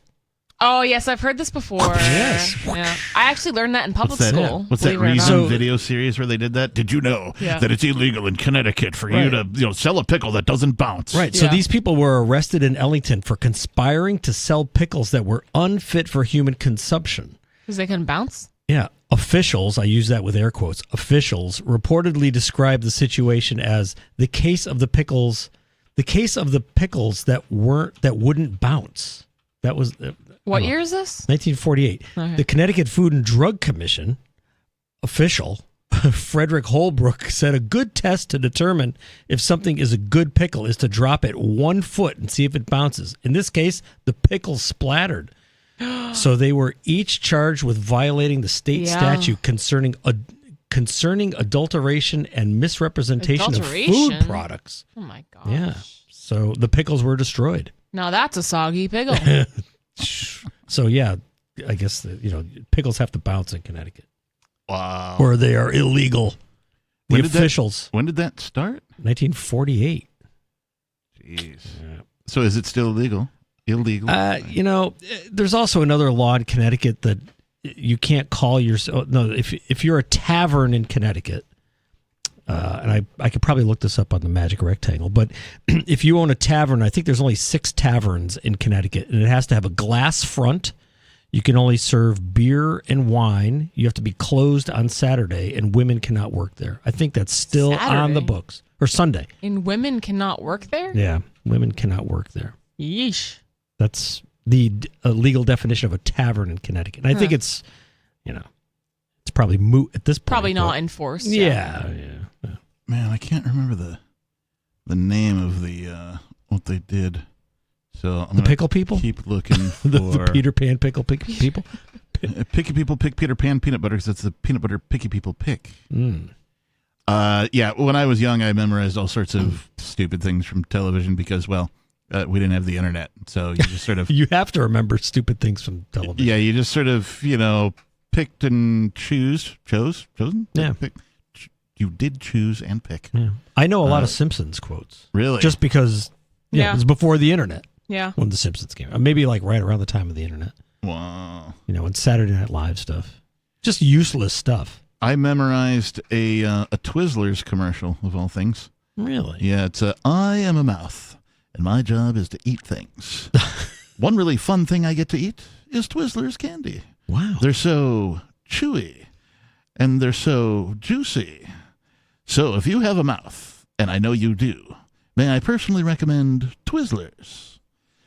I was not paid anything by Twizzlers to recite that to you here today on the radio, just so you know. So no compensation was given. Twizzlers, you want to send some crypto to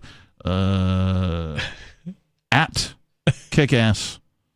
That is my vanity handle. Crypto receive address. Just at Kickass. Is that like a vanity plate? It kind of is. So instead of having to scan a QR code or have this long string of numbers and letters that don't make any sense and nobody can possibly memorize, much less recite, there's a thing called the FIO protocol, FIO. Yes. It's available at least in Edge Wallet if you have an Edge cryptocurrency wallet. Really? Yeah, you have to pay something for it. It's like an annual thing to it's renew very it or whatever. Small amount. But it and you can pay it in crypto. Yeah, really. It's like $2 or something, right? So I can have my own vanity at Steve Classic. Yeah. Yeah. And it's probably available. I have Nikki Sunshine. Yeah.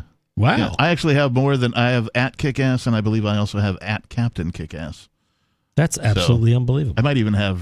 Well, I don't want to say it because if I don't, then I don't want people sending crypto to it. But yeah, Twizzlers, send some crypto to at Kickass in compensation for voluntarily reciting that commercial from 1982 or something, 1982, 84 possibly. I'm not sure. Nice. I was looking for this playlist from Reason TV called Crime Squad. Is that with the puppets? It is, but I don't tell you which one is the. I'm trying to find the one that's the one that I'm looking for. I don't want to spoil it for y'all. So anyway, if I don't find it, well, whatever, it's fine. We'll never know. We'll put in the show prep for next week. The world may never know. It's not that one. Wow. Should we hit the dump button just for the fun of it? No, I think these are all. At this point. I think these are all PG actually. So let me see if I can find about the taverns in Connecticut. I know that New Hampshire really likes to believe that they don't have bars, right? Yeah, they just have to serve food, right? They just have to give you potato chips or something. Yeah, they require these bar places peanuts. that give liquor licenses to. To serve food and therefore call them restaurants. Yeah. So even though their primary business is slanging the drinks, no, they are indeed bars. They'll have live music and all that kind of stuff. Well, I know in some states or some counties or cities during COVID, they weren't allowing bars to be open unless they served food, right? So it had to be a restaurant. So there were bars that were opening, and they would just hand people a bag of potato chips on their way in. And this was I thought not we talked about this. Was not good enough for the state in these cases. They were reprimanded for such actions. Oh, I'm not surprised. I am not surprised. Like, is that not good enough? It's like, no, you buy this $1 thing of potato chips, and now Was you it can a come bologna drink. sandwich and just throw it away? Yeah. Yeah, you bought it. You bought your food. You don't have to eat it. You bought it for $1. All right, let me see if I have this right. 1 frozen cherry tart, please. Sure. You want the 4-inch tart or the 6-inch tart? I'm so sorry. You wearing a wire, you rat? They made me do it. They made me do it. It's a federal crime to call a frozen cherry pie a frozen cherry tart if its diameter is more than 4 inches. Yeah. That's it. Crime Squad. Yeah, remember this? cherry tart. The pickle doesn't bounce. Illegal. Federally. Wow. Federally illegal. What would we do without the federal government to tell us that we'd be free and happy and prosperous, and everybody would be able to keep everything that they earned, and you would only pay for the things that you needed and wanted. A 6-inch cherry tart? That's insane. I'm going to go find one. We need the feds to arrest cherry tart dealers. We are out of time. Thank you, Nikki. Thank you, Steve Classic, for joining me tonight. Thank you to all of our callers, our listeners, our amplifiers. And if you missed any part of the program, please visit the archives at freetalklive.com. Thanks and peace.